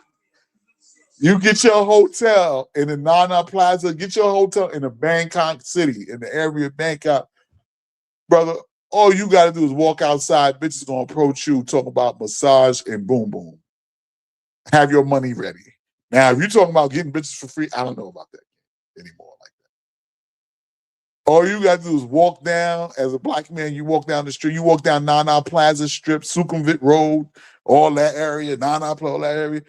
Go to Nana Plaza, brother. There's bitches on every corner going to be coming at you, brother. And they going to have, you ain't going to bring the bitch back to your crib. They got a spot. And they're going to take a shower with you. They're going to put the oil, they're going to massage you. And you're going to get the boom boom at the end, brother. You ain't got to do nothing. You ain't got to download no app. The only app, the app I think you should download is Grab, Bolt. Download local, Bangkok local, some shit like that. And it's like a map app. It shows you what's going on in a local area. It works offline too. And download the map too offline. So it could work offline so you don't burn up your data and shit. That's another thing too, man. The data. I thought I was gonna have a problem with the data like that, but it wasn't. Nah, it shouldn't eat my data up like that. And plus, I get back to the hotel, I got Wi-Fi and shit. And it's Wi-Fi in different places too out there. So yeah, man. You be straight, brother. But Thai Friendly, I heard you could download Thai Friendly though. Shout out to the uncle. That's right, brother. Yeah, shout out to the uncle. God bless. You make his transition, man. Uncle, man, make his transition, man. I know I'm gonna see him again, man. He always gonna be with me, man. He always with me, man. Oh, you got DZ. DZ's in the house. What's up? Now, post 2020 was the final nail in the coffin. Things had changed. Post 2012, social media, smartphones era. Yeah, man. Things to start getting crazy after 2020. People's attitudes start getting. I think that's because of the Jabbo too. That Jabbo done made niggas more savage. People are more savage. You know what I'm saying? Like I said, every day I feel like when I go out, I'm about to get into a physical altercation with somebody. There's always niggas staring. It was always niggas staring me down before that, but now it's just intensified. Niggas staring you down. Everybody got an attitude. Everybody, road rage, people driving close up on you. I hate that shit when niggas be driving up close up on you. I throw a can at them. I throw shit out the window and shit. I had a couple incidents where niggas felt like niggas was following me. Yeah, this shit crazy, man. Like I said, more racial incidents, and all these bitches got nasty attitudes. Even the bitches are demonic, man. Even the bitches look aggressive, like they want to fight. Everybody stressed out. The money is a money situation. And shit. Chris G, 100, no doubt. There are cornbread thick white chicks in Australia. Yeah, that's where that bitch Iggy Azalea come from. It be some thick ass mountain dog white hoes. Mountain dog. I call them bitches mountain dogs and shit. They got some thick ass mountain dog white hoes out in Australia and Europe. Thick hoes. And they like brothers. They fucking with brothers. They fuck with brothers. I might have to go check out Australia, man. I'm gonna take a trip to Australia. I think that's further than Thailand, Australia. I've seen a couple of thick white hoes out there in Thailand, and they come from Australia, New Zealand, England, and all that shit. Russian bitches out there. You got Indian bitches selling pussies. Man, listen. Only thing I didn't see was no Hispanic chicks, but I'm sure they out there. And you go to Pattaya, it's another world, brother. You walk that beach. As soon as the darkness start to hit, even in the daytime, bitches are out there. But when it get dark, it's a bunch of bitches on the beach selling pussy. Shit look crazy. It looks like, what the fuck? Bitches everywhere selling pussy. They gonna come at you too. They gonna come at you, brothers. You ain't gonna have to do. That's the difference between there and here. They gonna come at you, man. I promise you. And many men don't know what it's like to be pursued by women, man. It'll be a good experience for you. Many men don't know that. What it's like to be pursued by females. Actually to have bitches chasing you down. Bitches calling you up. Bitches wanting to throw the pussy at you. How many brothers experience that, man? Brothers don't be experiencing that shit here. Come on, man. You can't even know. You know how many touch-starved motherfuckers out here? I'm touch-starved. I'm fiending for a bitch. This last hoe I had over here, she left her bra in my bathroom. And I noticed it the other day. I saw this bitch left her bra in here. I be sniffing the bra every once in a while, nigga. That's how touch-starved I am. I'm keeping it real, nigga. I be sniffing this bitch's bra.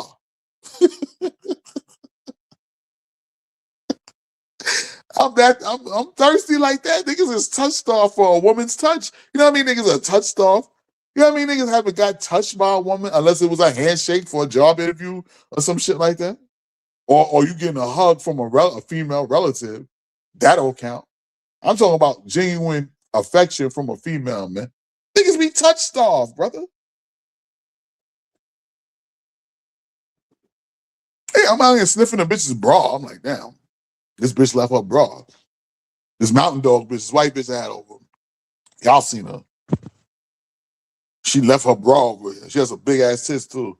And I seen it. I was like, oh shit. It was in my bathroom. So I sniffed this shit. Like, damn. The shit smelled like Newport deodorant, perfume deodorant, and titties. Buttermilk titties. That's what it smelled like. But just the touched off. I'm acting like a nigga that's locked up or some shit. You know what I'm saying? The niggas out here touched off over a fucking bitch, man. It's that bad. Been out here touched off. That's right. Shouts out to the Unk, man. Shouts out to Unk, man. Boss Ministry says, I'm salivating to get over there now. If they approach us brothers, that's an awesome feeling. It's risky taking them back with you to your hotel. No, not really. It could be but the hotels, the hotels already know about all of that because it's in the culture. Like a lot of times you go to the hotel. Well, my hotel in Bangkok, I just brought it straight to the room. But when I was in Pattaya, the girls, they got to give their ID and shit. And they hold their ID until they leave. And they call you. They call you to let you know the girl's here. And, okay, the girl is leaving. That's what they do in the hotel in Pattaya where I was at. When I was in Bangkok, they didn't give a fuck. But, yeah, you just got to be, just be about your wits, man. Just be about you. Now, the bitch I met in Nana Plaza, that bitch had a room and all that. I went in the room. I paid for the room, $10. But the bitch had the room with the shower in it and every goddamn. It's a business. It's a business, man. It's really a business out there. It's a business. Home and prostitution is a business out there. It's in the culture. It's in the culture. All on the beach. Yeah. You've been out there, right? But yeah, hoes on the beach like a motherfucker. Lined up, man. The darker it get, Beach Road and the beach. Yeah, bitch lined the fuck up, man. How common are land wells over there? You don't see too many fat chicks over there, man. You don't see too many fat chicks. That's one thing, man, because their diet, like Asian chicks don't be too big like that. But you have a couple of them that's kind of thick, big. If you like big girls, they over there. Some of them, some big girls over there. Some thick, big girls, African chicks over there, thick, but not too many. Not too many. You don't see no real big girls. They be thick.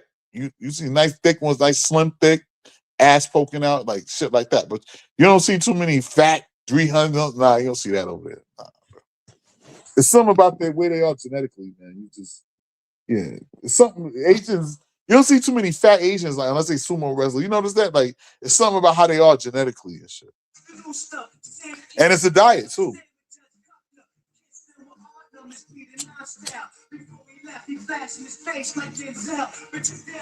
Black Bill Radio, man. We're about an hour in, fellas. Anybody want to make a donation? Donate for a chicken dinner. Y'all want to see me go get a bitch from the strip tonight? I just came from the strip. Ain't nothing really popping over there. But donate to Cash App. Anybody donate. Donate for the show. But yeah, man. And I want to go take a trip to Vietnam too, man. Da Nang and all that shit. Because, Vietnam is like 2 hours away from Pattaya. That's what I heard. Yeah, Vietnam is like 2 hours away. Yeah. It's 2 hours from Pattaya, man. Yeah, Vietnam 2 hours away, man. Donate, don't hate, man. Yeah, man. Way better vibe over there than here, man. Way better vibration over there. It's a way better vibration.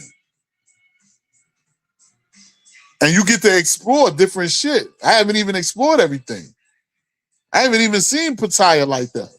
Because I was only there 3 days. I didn't even go Soy Pacao. Because they got a spot called Soy Pacao. That's like another party district. I haven't even been over there. Hoes over there too. Donate, don't hate. Anybody want to donate? Yeah, brother, you don't see too many super fat bitches out there. You got some BBW, some thick BBW, chunky bitches out there, though, if that's your thing. I like to fuck a fat, thick, chunky bitch every once in a while. Ain't nothing wrong with it. I like them a little thick sometimes. But they got a lot of Africans over there, nice thick Africans. And African bitches, they're cool. They're not like the bitches over here, man. The African bitches are a little bit more feminine, man. They're more feminine than The chicks over here, man. I gotta admit it. Until they get over here. Over there, they more feminine, but over here, when they get over here, they like the rest of these bitches. You know what I mean? Black Pill Radio. Dead Prez. These are the times. Yeah, man, since 2020, things have been going downhill, man. Food is crazy. You know they doing some shit right now at Walmart? They got some digital pricing at Walmart now where they could just change the pricing at any time. They call it surge pricing. And they got some shit called emotional pricing where they can read your facial recognition and based upon who you are, they could jack the price up or bring it down. That's crazy. This is some dystopian shit. This is some last day shit. Yeah, they got some shit. I ain't never seen no shit like that. Even in 2008, when the economy crashed and was fucked up, they didn't have that. Where you could adjust the pricing at. They got that in these Walmarts. They said all the Walmarts gonna have the digital pricing where they have some shit now. They have it now in the meantime where you have to scan the barcode to see the price now because they're gonna be changing. They can change the price while you there of food or whatever. You go buy a pack of hamburger. First the hamburger say $7.85. A minute later, by the time you get to the register, they jack the shit to $10.83. You be like, what the fuck? They doing that. That's crazy, son. We're in some wild times right now, bro. Look that up, man.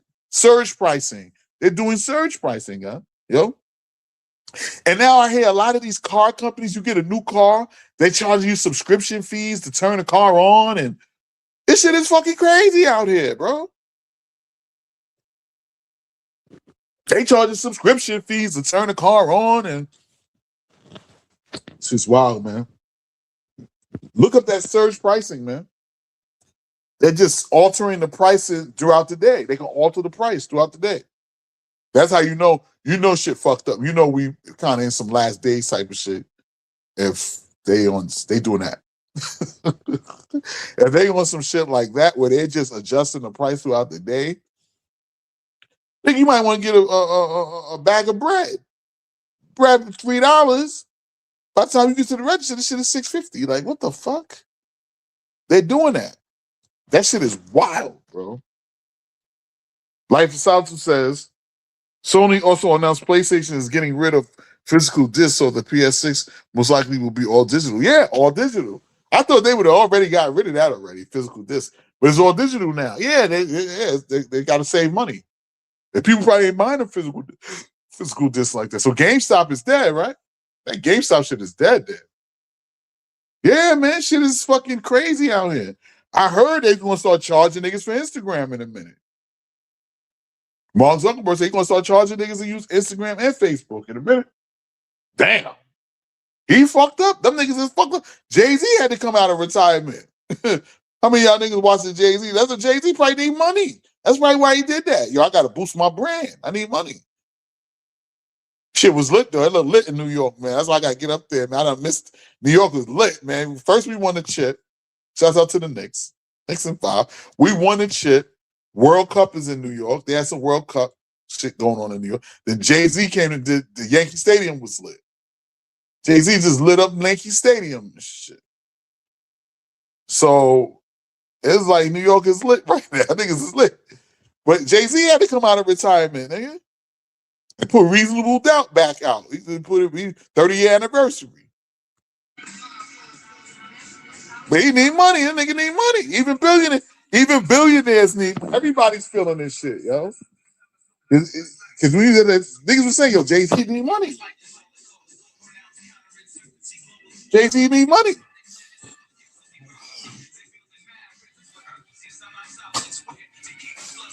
Yeah. So, yeah, they got subscription fees for everything. I heard they doing subscription fees for cars. They're gonna be charging niggas extra money for. Man, this shit crazy, man. I'm overpaying too much for my car right now, but I use it to make money. So, and it's a 10-year-old fucking car, and I'm paying $4 something a month. That's a bitch. I'm ready. I get this. Depending on how this next check is, I'm about to call my lawyer up again. Where my check at, man? Where my motherfucking check at, man? For Food Lion, nigga. I gotta give it a couple more months. I'll have that check. I think I'm gonna get a bigger check this time. I think Food Lion might have more money than Taco Bell, but I'm not sure.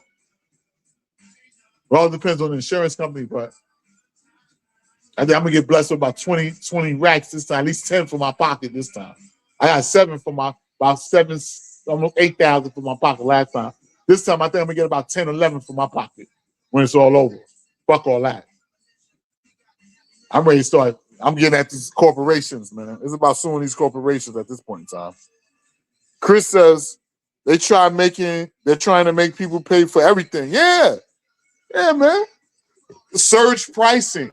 You go to Walmart, they can digitally change the price on the products at any time when you're in the store.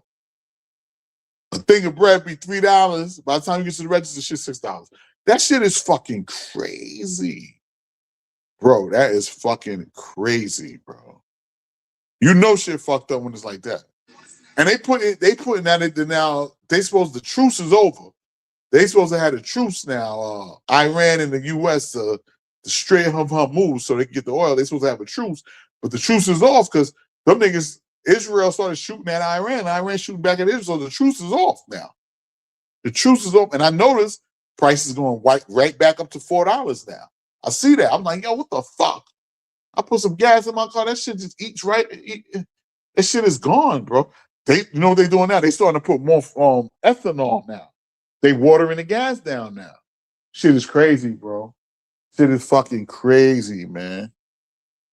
They don't want niggas to eat. You got fucking, man. Nigga, I went to the grocery store the other day. I got like 3 bags for like $80. I'm like, yo, bro. This shit crazy. Yo, this chick, right? She left some food on my door. So I guess she was working for DoorDash. She went to the wrong crib, man. I took that food, put that shit in my refrigerator. This bitch gonna come knock on my door talking about, oh, I left something here, whatever. Well, if you don't see it, well, I'm gonna make a police report. The police are gonna come. And they get the fuck out of here, bitch. Police ain't coming over here because you fucked up on DoorDash. What's gonna happen, bitch? You're gonna get a strike on your motherfucking account. They're gonna get them people back their money that you're supposed to give them food to. And I'm gonna keep, and I done kept the food. It was a burger. It was actually some lettuce, some burgers, some frozen burger patties, some lettuce. I think it was some bread or some shit. I kept all that shit. You know, some cheese, some good cheese too, them good Gouda cheddar cheese. I made me a burger. I kept that shit. I said, I need all the food I can get, nigga. Bitch, you fucked up. You ain't getting this back. Call the police, bitch. You think you get this food back? You want to just leave some food on the you fucked up doing DoorDash. You left some food on the nigga doorknob. I came home. I came home from work. I saw that shit on my motherfucking can. I said, what the fuck? First, I see some fine ass little black bitch with a nice little fat. She came to my door. She had a fat. I was ready to offer the bitch 40. I damn near offered the bitch 40. So she probably would have took it. That bitch would have took the 40. A lot of these hoes desperate now. And I'm a hippie all or something. Another way to get bitches, you got to get the bitches who might be working bitches and offer them the 40. They might take the 40 quicker than these street bitches. That's a jewel I'm dropping on nigga. It's getting hard out here. These bitches might, you know how many bitches got jobs selling pussy on the side, man? I'm talking about AC. Black Pill Radio. Get real. I'm a real nigga. Like a dog. Black Pill Radio, Jeff Brett. You do the top.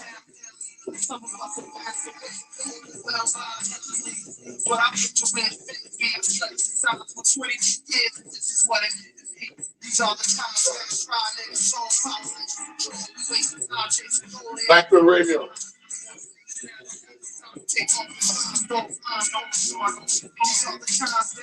Nigga, so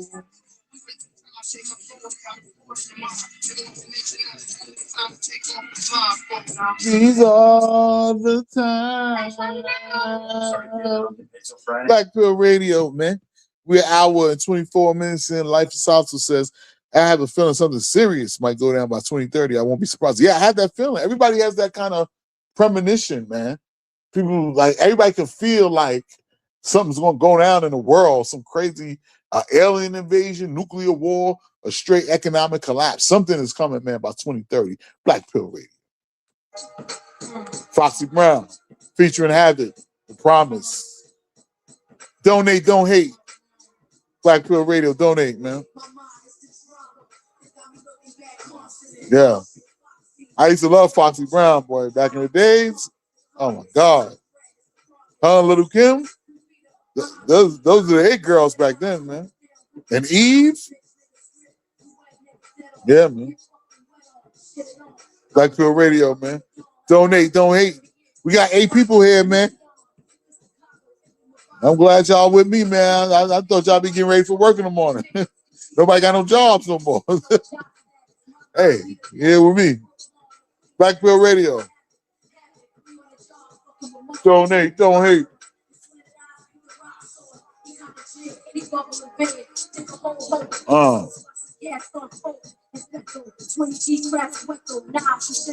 Havoc, man. Havoc is one of the top 10 beat makers of all time, man. I gotta put Havoc. Who's the top 10 producers of all time, man? Hip hop. What y'all think? The top 10 producers, hip hop producers of all time. Got my mind in crooked way, saturated up now. Black Pill Radio. Havoc, Queensbridge. Just shit. Woo.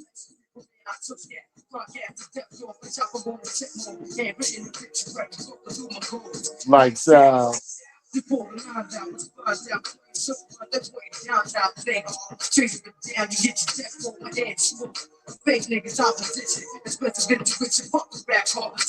yeah, exposed. That's just sweat though. Scared to death. Black Pill Radio. Ain't no second guessing. Walk the night with your weapon.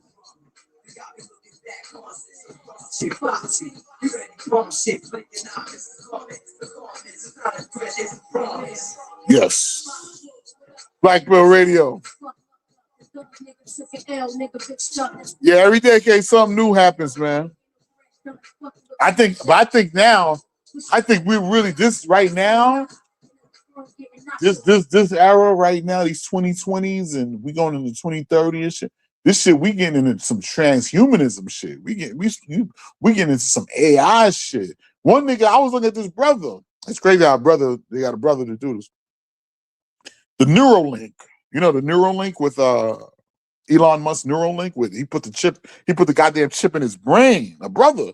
It was 2 black dudes who volunteered. This guy says, yo, he could move shit with his mind and shit. Like, that's the Neuralink, man.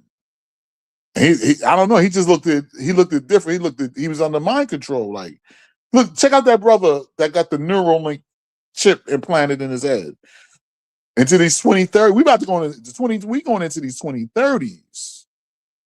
You know, shit about to get real. So I think this shit about to get on some real Mad Max tech. It's gonna be a mix of technology and poor. Like it's gonna be a mix of like, yo, I just can't describe. It's gonna be like, yeah, it's gonna be like some dystopian cyberpunk movie. You know, I like cyberpunk movies and shit. Like the futuristic dystopian, like Children of Men. Check out that movie, Children of Men, man. And shit like that, man. A dystopian future, man. Those dystopian future movies, man.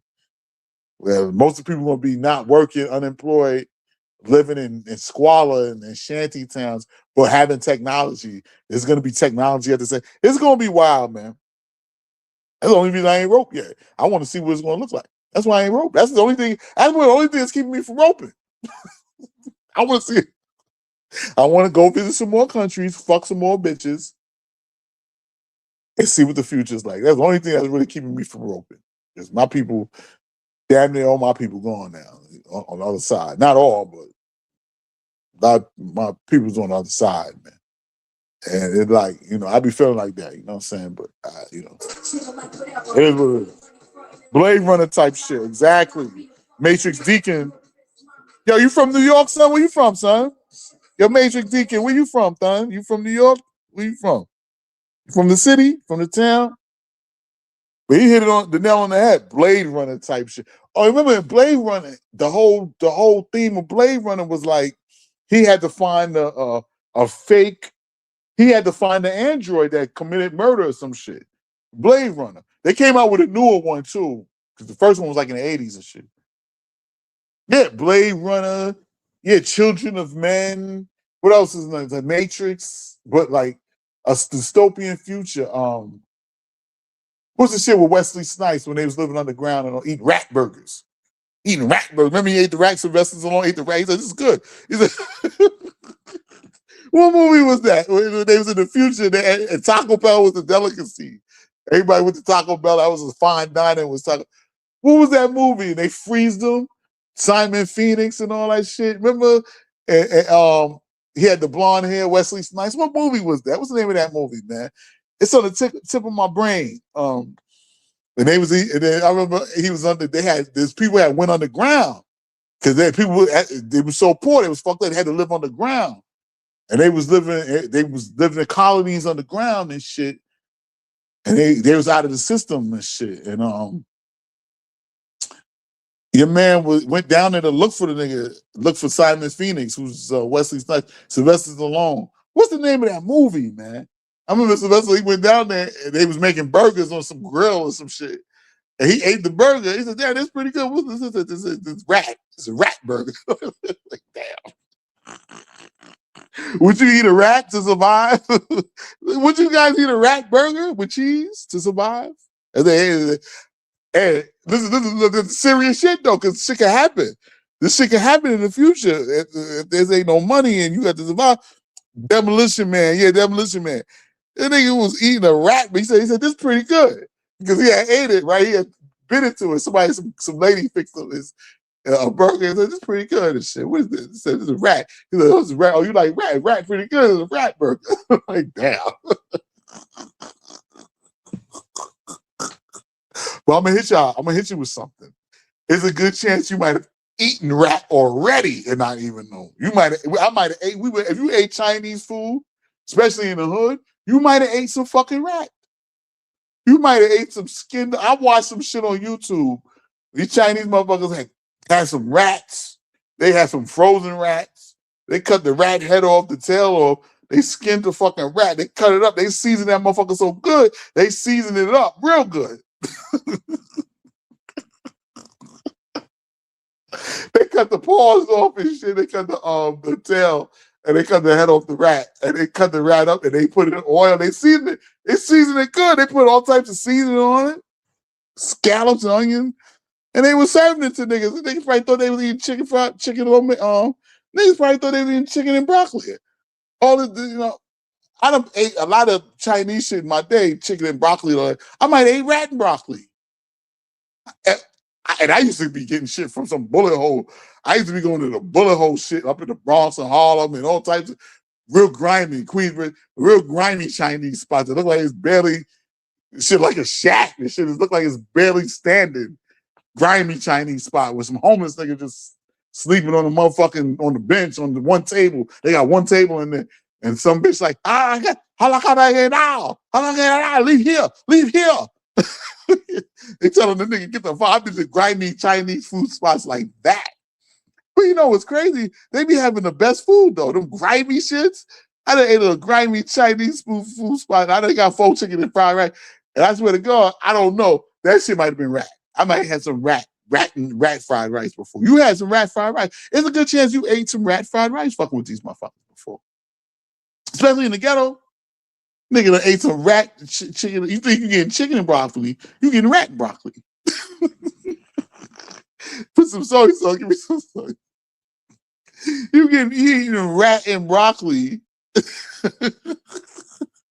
Nigga might be happy. Said, "Let me get a happy chicken. Let me get pho chicken." The favorite shit used to be $5 too. I don't know where y'all niggas are from, but back in the days, New York City, if you broke $3.50. Some place was $5, but $3 like 98, 99, $3.50, 1998, 1999, $3.50 would get you 4 chicken wings, fried rice, and extra 50 cents we get you an egg roll, and you got 50 cents more, you'll get that big tub of motherfucking diabetes.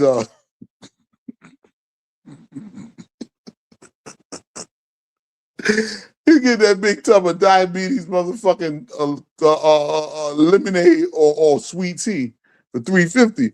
I swear to God, that shit might have been rat. That's what we might have ate rat, nigga.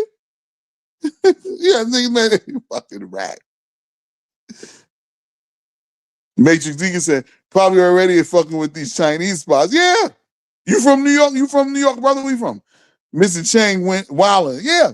Yeah, nigga, it's a good chance you ate some ratting fries. Give me some rat, put some hot sauce. You be like, yo, give me a half chicken and put some hot sauce and ketchup on it. I used to get hot sauce and ketchup on my shit. And give me some hot sauce and ketchup on the fries too, god damn it. You eat that shit. That shit might have been a big ass pigeon. We might eat pigeon and rat. That shit might have been a pigeon, nigga. It's a bird. We might ate some pigeon meat. Nigga, that's a flying rat. They call that a flying rat. Ate some pigeon meat. Cut the head off, shave it down, cut it up, season it up. You wouldn't really know.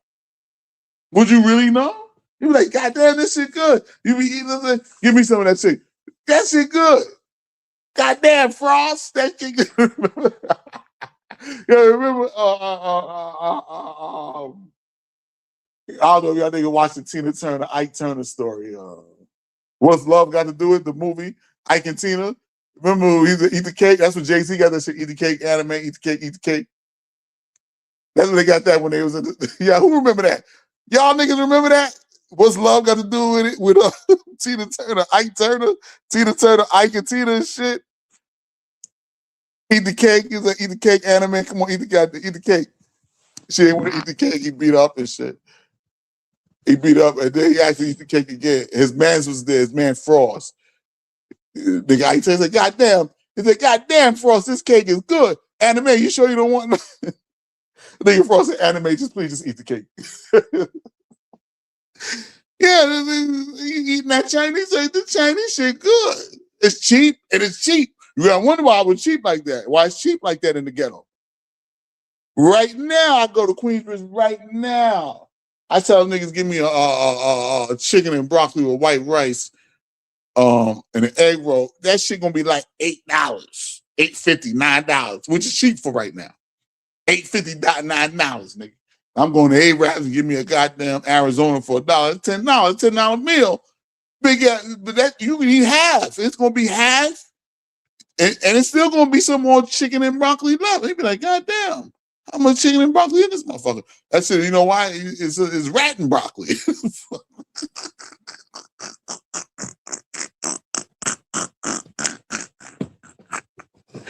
Niggas been eating fucking rat and broccoli the whole time. It's hit or miss. It's hit or miss. You might be getting real chicken one spot, another spot be some fucking rat. And in this economy right now, I went down. Motherfuckers is doing that right now in this economy. Feeding you rat and rice. Yeah. Go out there and get a pigeon. Gather up some dog. You might be eating dog. Cut it up. Everything you eat feels to taste like chicken. Oh, you got a family in Washington Heights? Are you from DC or Washington Heights?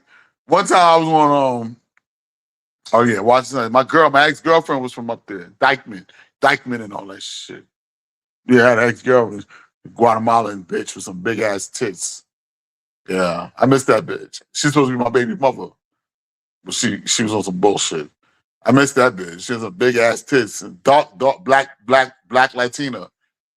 I like them black Latinas and shit. Yeah, she has a big ass tits and shit too. I don't know. She got pregnant by some dope fiend nigga. Then that's another story.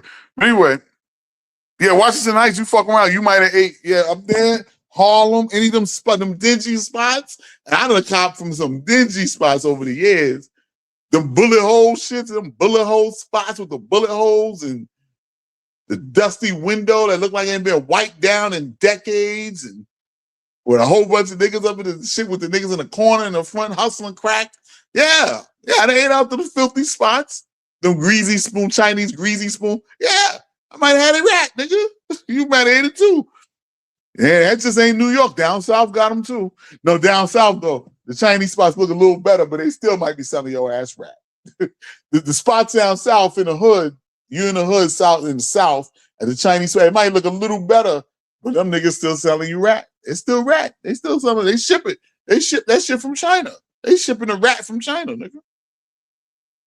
So, is that going to deter me from eating Chinese food today? It depends on my circumstances, how much money I got in my pocket, and how hungry I am. If I got $10 in my pocket, and I don't feel like I ain't got no food in the refrigerator until I go grocery shopping, and I'm in the motherfucking streets, and I got like $10 in my pocket after them paying my bills, and I know the cheapest spot in the area is McDonald's or some Chinese, McDonald's closed, nigga, I'm going to Chang. And pray I don't eat no rat. And pray I'm going to Chang. I'm going to get me half a chicken.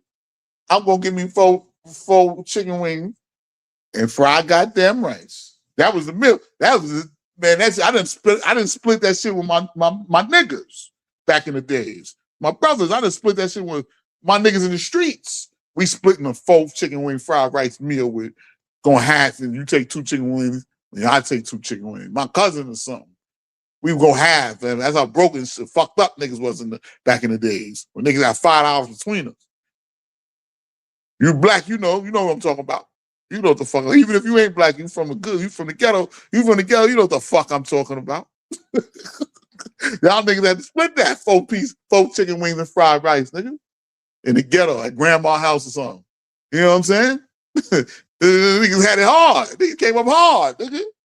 Let me throw some 50 Cent shit on, nigga. We came up hard, nigga. Came up hard, nigga. Shit. Who got a request? I gotta hear some old school 50. I gotta hear some old school 50, man. 50 Cent is the future, YouTube. Man, it came up hard, nigga. Especially from New York, you know about that, nigga. You ain't hustling with your man in the street. Or y'all just young niggas broke. I think got $5, $6 between both of y'all. It's 97, nigga. Yo, let's go get 4 chicken wing fried rice. Nigga. We split that shit. Fuck that. You know what I'm saying? And egg roll, we're gonna split the egg roll. And yo, man, we're gonna get $1 soda from the motherfucking supermarket.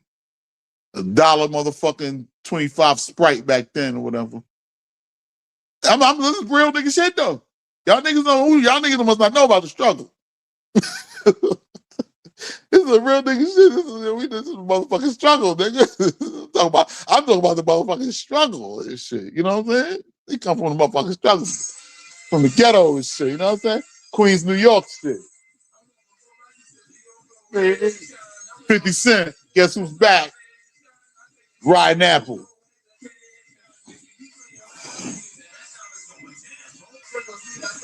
You ain't from the hood if you ain't split a plate of food with your mans.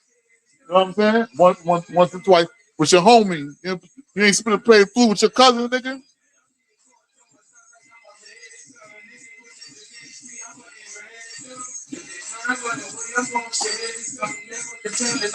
Struggle's real. You know about it, Chris.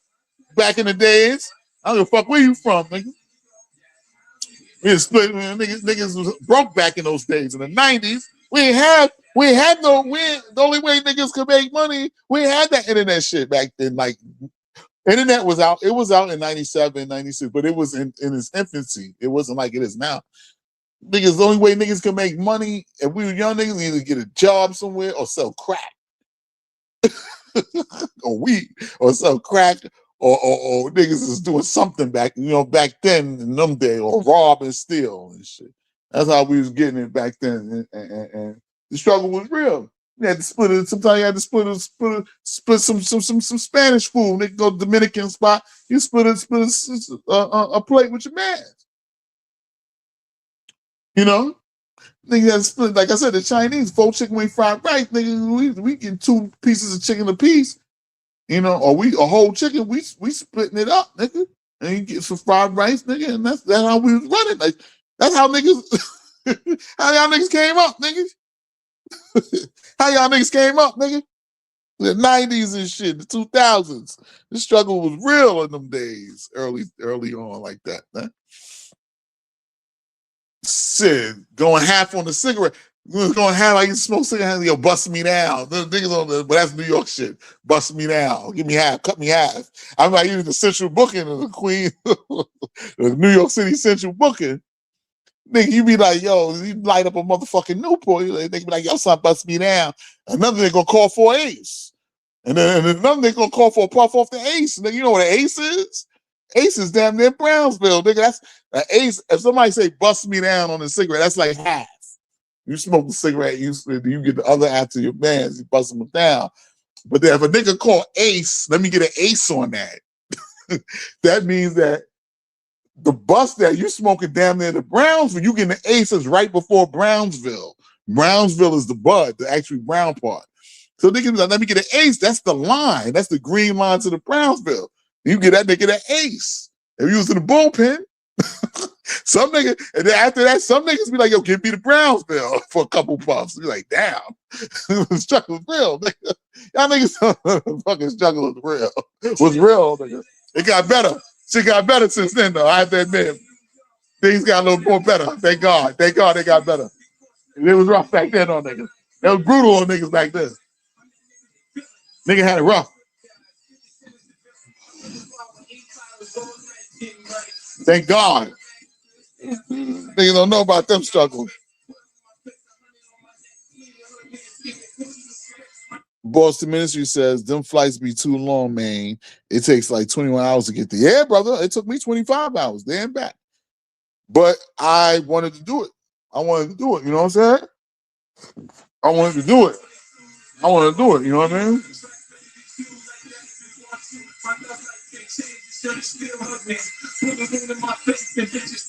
Man.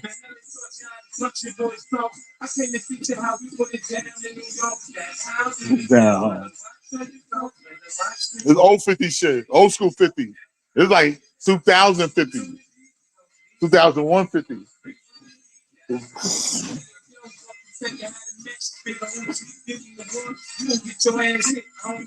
Blackfield Radio. Yeah, the struggle was real. The struggle was real back then, bro.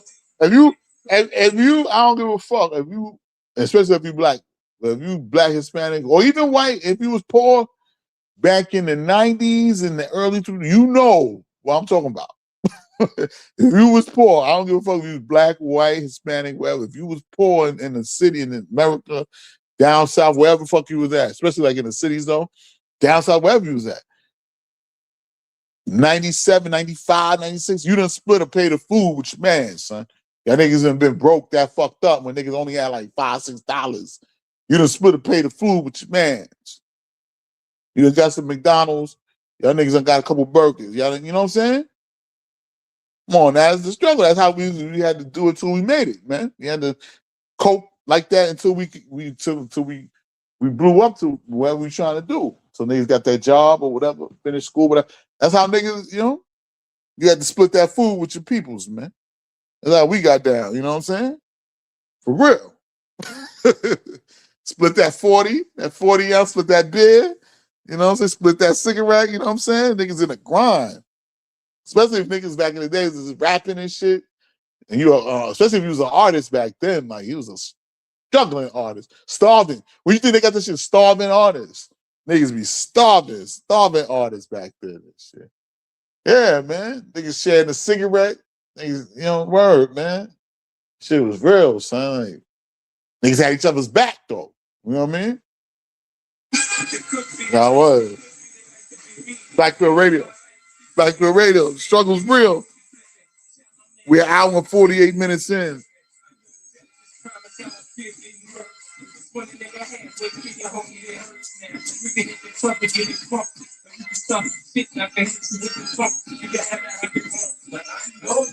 My God. Yeah, he used that in Get Rich Stop Trying. Yeah, this is right before Get Rich Stop Trying shit. Blackfield Radio. This is after he got shot. Actually, after he got shot. I got some old school 50 shit from y'all. 50 Cent, I know what you want. Send your request in, man. We're an hour and 50 minutes in Blackfield Radio, man. I've been start sending my shit out, man, for some some radio host jobs, man. I'm trying to, you know what I'm saying? Black and Dawn trying to go to the next level. Even though I know I could just keep going independent, which I think I'm gonna just go to the next level with this. I'm gonna start showing my face in a minute, man, and set up the studio, buy some equipment, set up a part of the crib, and I'm gonna start doing Black Pill Radio, like a real shit. Oh, now this ain't that's not the one I'm talking about. All right, you go to that one. Yeah. Shimon. Old school 50. It's some old school 50 shit. Black Pill Radio, man. But yeah, man, ever since Kobe died, which I think was a conspiracy, I think he was set up. Kobe Bryant was murdered. But once Kobe died, the gates of hell, that's when that Civic COVID came. And it just became crazy. And like the brother said, the Black Lives Matter, the riots in the street, that was wild. All that happened and like, damn, that was wild. Now it seems like that shit didn't even happen, but you see the effects of all that shit happening now. Many people passed on, man. Like I said, I know 10, 15 people that passed away since 2020, man. It's crazy, man.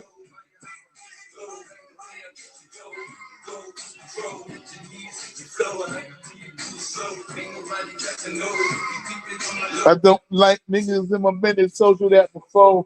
You know what you want. Black Pill Radio, man. What you want?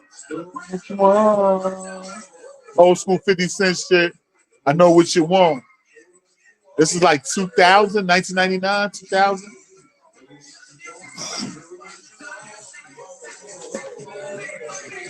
You want me to time to go. Life in Silence. I said, remember the aliens in at the mall in Florida? Yeah, some big ass aliens, tall ass aliens. And they got them on camera. A couple people got it on camera. Some interdimensional shit. A lot of shit happening. 3-Eye Atlas. Remember 3-Eye Atlas came through here? The UFO that came through for a while. And they had a few earthquakes and all that shit happened too. Crazy earthquakes. God damn, the Knicks won the championship. That's crazy. Black Pill Radio, man. 50 Cent. Let me bring this back, man. Yeah, man. I got to go to the next level, man. And something is telling me like, yo, bro, you know, guys, I don't want to work for anybody anymore, man. I don't want to work. I want to be free. And this something is really telling me, yo, this is the time. I have to reinvent myself again. I had to reinvent myself a few times. But I'm ready to really reinvent myself. I do not want to work for nobody. I want to be free. I want to be up in Thailand and some Thailand pussy, get money through the internet somehow, get money as a just a self-employed guy, man, entrepreneur, man. Straight up, man. I do not want to work for nobody no more. I don't even want to do this gig app shit no more. I don't do none of this shit no more, son. I want to just be floating, just, you know what I'm saying? Just be free from the matrix. And a lot of people are saying that, man. And I got to give credit to the young niggas, man, even though they're crazy as hell. The Gen X's, what is Gen X? What am I, millennial? And so the niggas after me, the young niggas, the YN niggas, they want to be free too. They see it. They see the bullshit. We saw the bullshit. And we're like, you know, we saw the bullshit. But these Gen Xers, they really seen the bullshit. I don't know, my era, man, I think us 80s niggas born in the 80s are special niggas, man. Because we the niggas, we responsible for the trends and shit. All this hip hop shit, even though we ain't started, we was in the golden age of the shit. Like, we still see the trends. We the niggas, all the language niggas use, we the niggas, we the trendsetters. We the unks now. I'm unk. How does it feel to be unk? If you're 32, 33, 35, if you're 35 and up, how does it feel to be an unk? If you're 35 to 55, how do you feel to be an unk? I'm on some unk shit, man. I got little grays in my fucking fro. I remember some bitch was acting close to call me a fucking unk. Hey, unk, can you help me? I'm like, what? When motherfuckers start calling you unk and OG, you getting up there. Even I don't think I look like it. I still look like a young dude, I think. People say I look young, but, you know, some people call you unk, and, you know. Some people call me young. I'm like, hey, I am Unc, you know, it's getting that wisdom and shit, you know what I'm saying? But it is what it is, man. Things are changing, man. I know I'm rambling on, man. I had to rewind this 50, man. Girl, I know what you want. 50 Cent. Blackfield Radio. Classic right here. Classic 50. Classic mixtape. Classic Jamaica Avenue, downtown Brooklyn mixtape. Music right here. 50, early 50 shit. Blackfield Radio.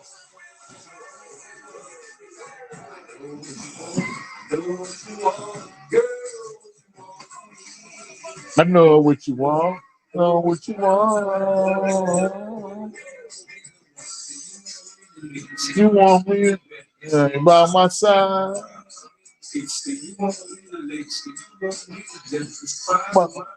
You want too much from me. Blackfield Radio. Yeah, aliens. Things are changing, man. 2030 gonna be some shit. I hope I'm still here to see it. And that's about 3 hours, three years away. It's gonna go by like that. What?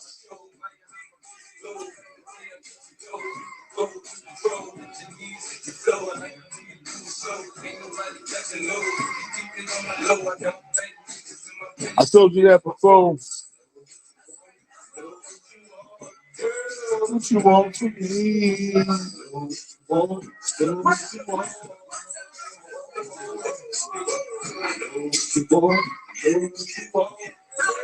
What you want from me? That's that Blackfield shit. That's that 50 shit. Blackfield Radio, man, make a request. Yeah. What you guys think gonna happen by 2030, man? What do you guys think gonna happen by the year 2030, man? What events do you guys think gonna take place? Make your requests, man. We're almost 2 hours in, man. Hit that cash app, man. Got 9 people on the check-in. That's good. I gotta get my numbers up. I gotta promote. I gotta promote more. I'm gonna promote on Instagram and shit.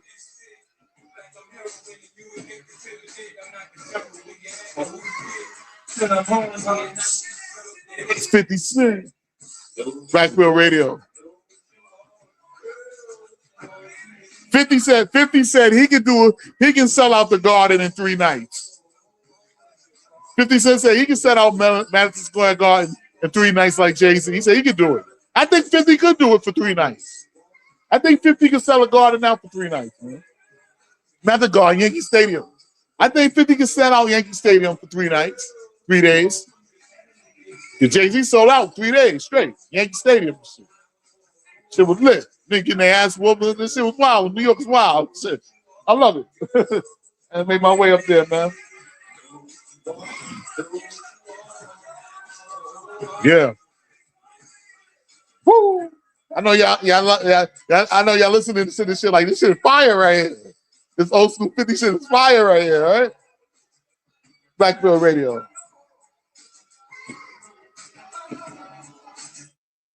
Hold on. My bad. We're gonna get back. We're gonna go back to my back. My bad, guys. Minor technical difficulties.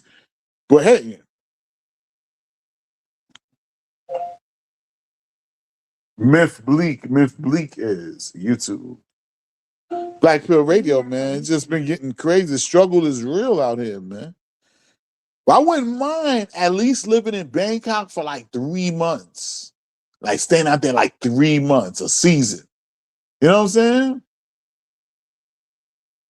Staying out there for a season, man.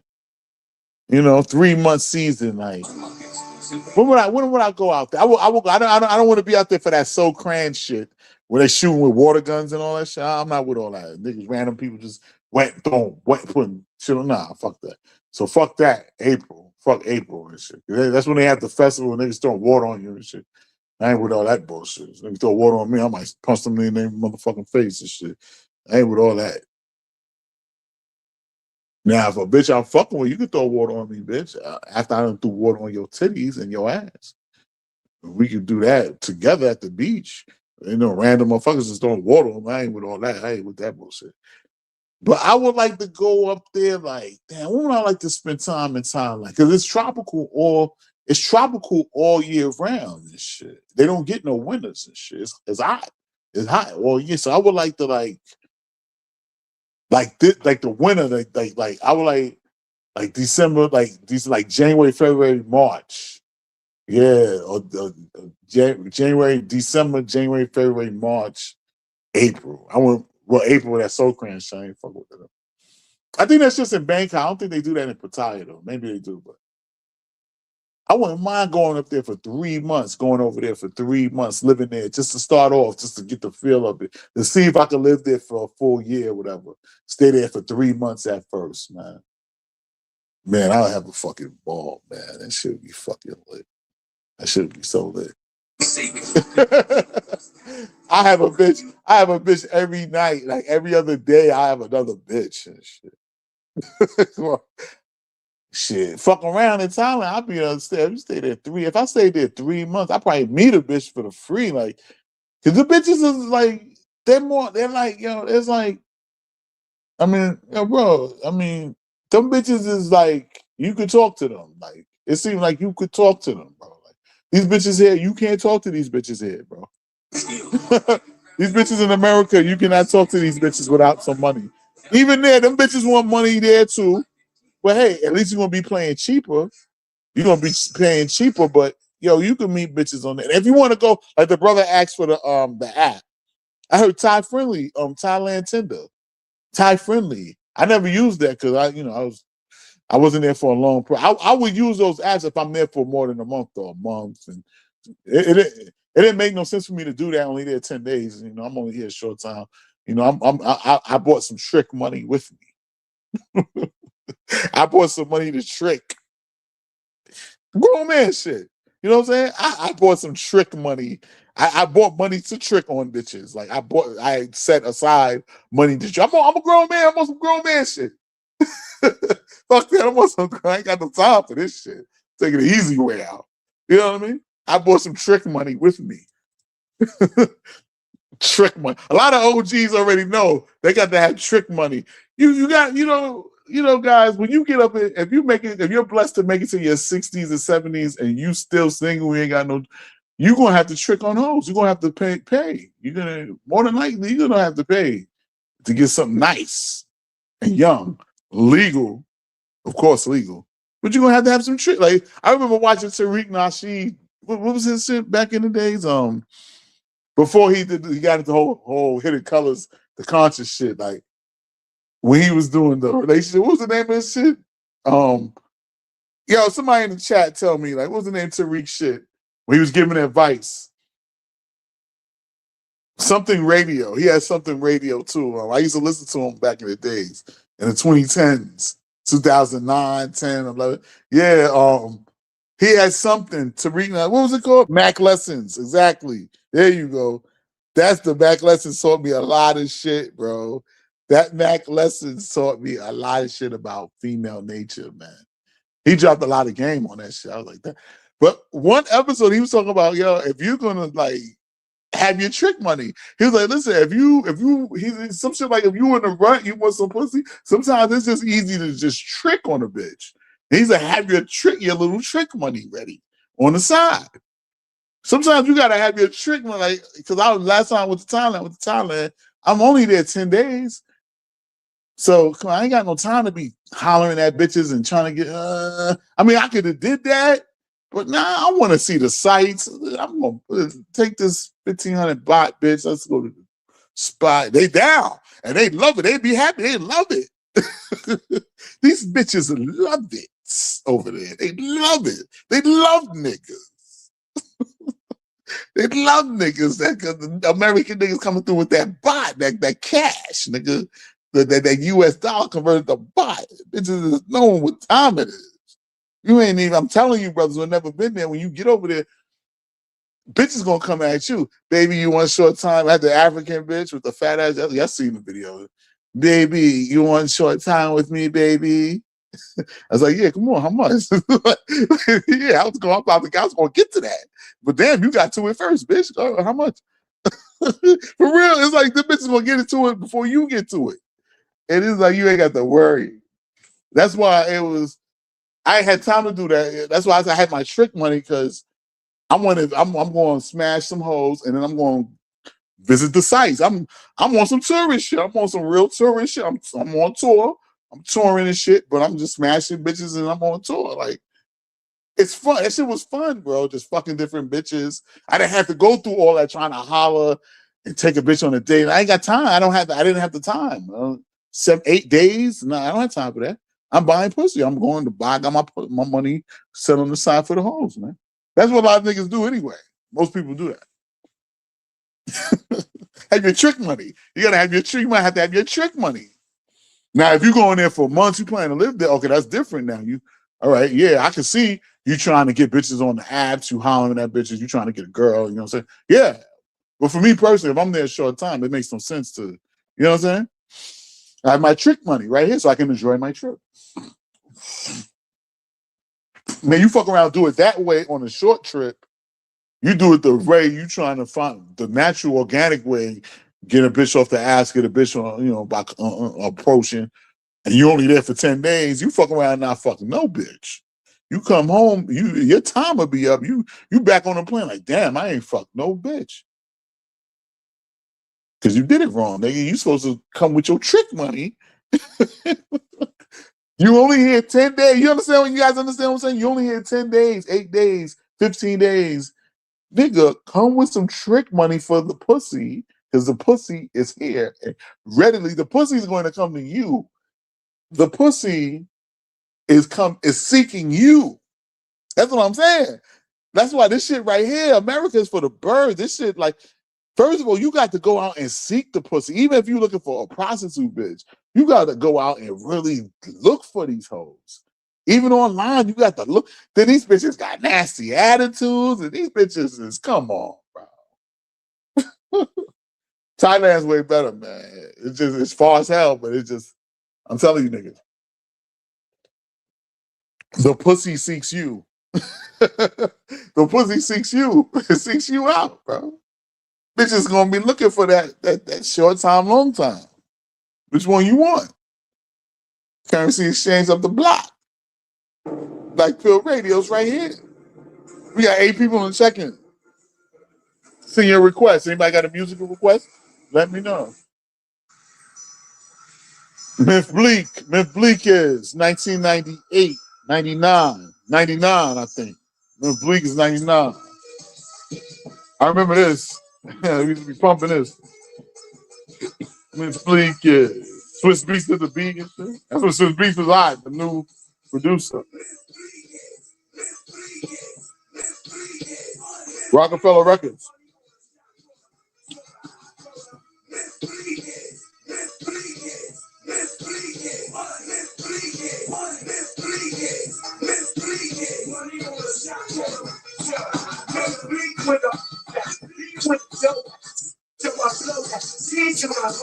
Blackfield Radio.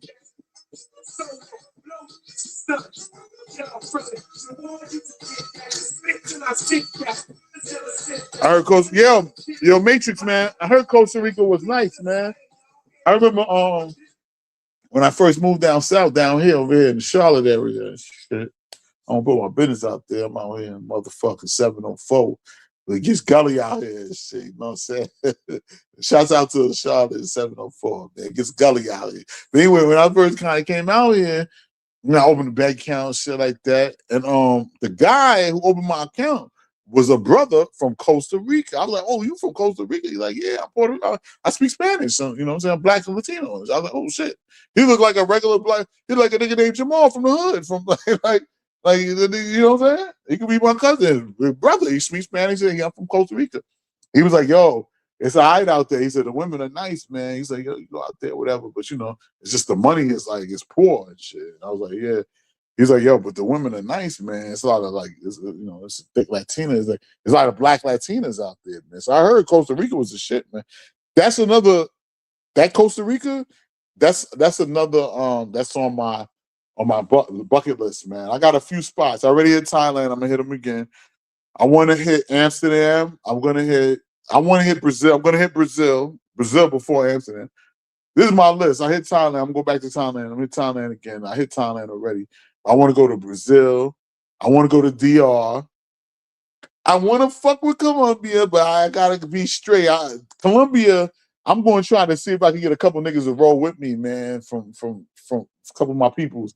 Because I want to go out there kind of deep, a couple people at least, just to, you know what I'm saying? If it gets gully out here, they drugging niggas. So what works on the worst? I'll go solo, fuck it. Colombia, Australia. That's another spot, Australia. I want to go to the UK. France, I want to hit France. I said Amsterdam. For all the monger spots, yeah, the monger spot. I think the main monger spots to get the hoes, the cheap hoes, is Thailand, Brazil, DR. But DR, I heard bitches in DR is charging Bronx prices, so I might as well go to the Bronx. I might as well go to Roosevelt Avenue in Queens. You hoes charging Bronx prices. I used to get bitch for $60 on the 7 train, 103rd. I'm talking too much. I take 7 train at 103rd, 103rd Street, nigga, Corona. Go to that house, them spots. I'm talking too much. The Chiga spot, I'm talking too much, though. Hold on, trying to be chill. I can do that. Because bitches in DR, you guys know about Travel Time with Paul? You guys watch his channel, Travel Time with Paul? He's a funny nigga and shit. But he be talking about how he kind of hates. I think he's kind of a passport bro hater, even though he is a passport bro. He's kind of a hater a little bit though. But he's funny though. He's funny. I think he's from like Texas or he's Memphis or something. He's funny dude and shit. But he said them bitches in DR. He out there trying to get a bitch like organically. He out there he ain't out there tricking her. But a lot of dudes, man, they fail to realize that they don't know what time it is, man, with these bitches. They really think they can still get bitches cold approaching. That shit, them days is kind of, these bitches want money, man. And, I can't blame them, but it's like all these bitches on some whole shit. All these bitches selling pussy, bro. It's like, and the internet, social media just exacerbated it. I don't know if I said that right, but exacerbated it. Like, all these women are like prostitutes now and shit. And the economy's fucked up, so it's gonna be more hoes flowing the market. So niggas gotta understand, I mean, if you can do it, you can get a bitch for free, do it by all means. But the free shit is kind of harder. It's harder to get bitches for free, bro. Especially here, man. Bitches, all these bitches selling pussy, bro. So get your trick money ready. I'll just keep it real. You gotta get your trick money ready. Tariq said that. Tariq she told me that. Mac listens. He taught me that.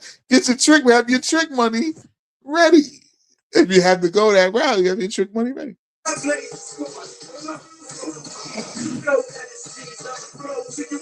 It is what it is.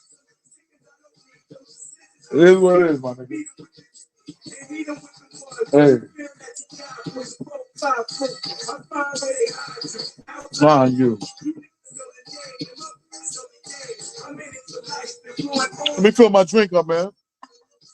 Miss Bleakers, man. Rockefeller Records, 1999. Senior request.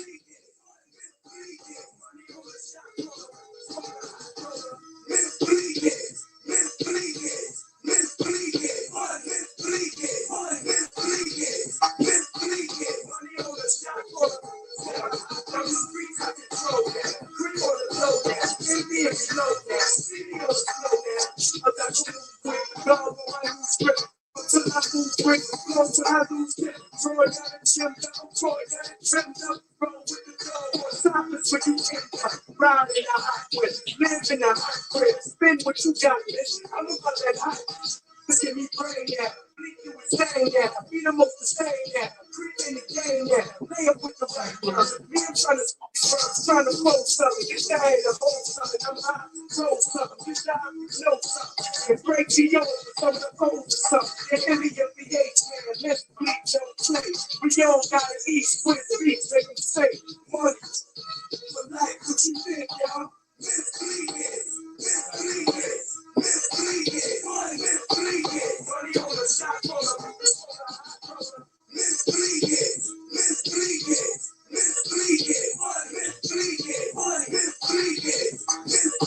Black Pill Radio, man. We here.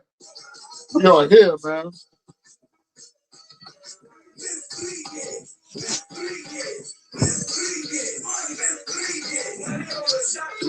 Chris G says it's tough to get it for free. 100. Yeah, it is tougher to get free pussy, man. I mean, I'm not like knocking niggas who still try to get it the free way.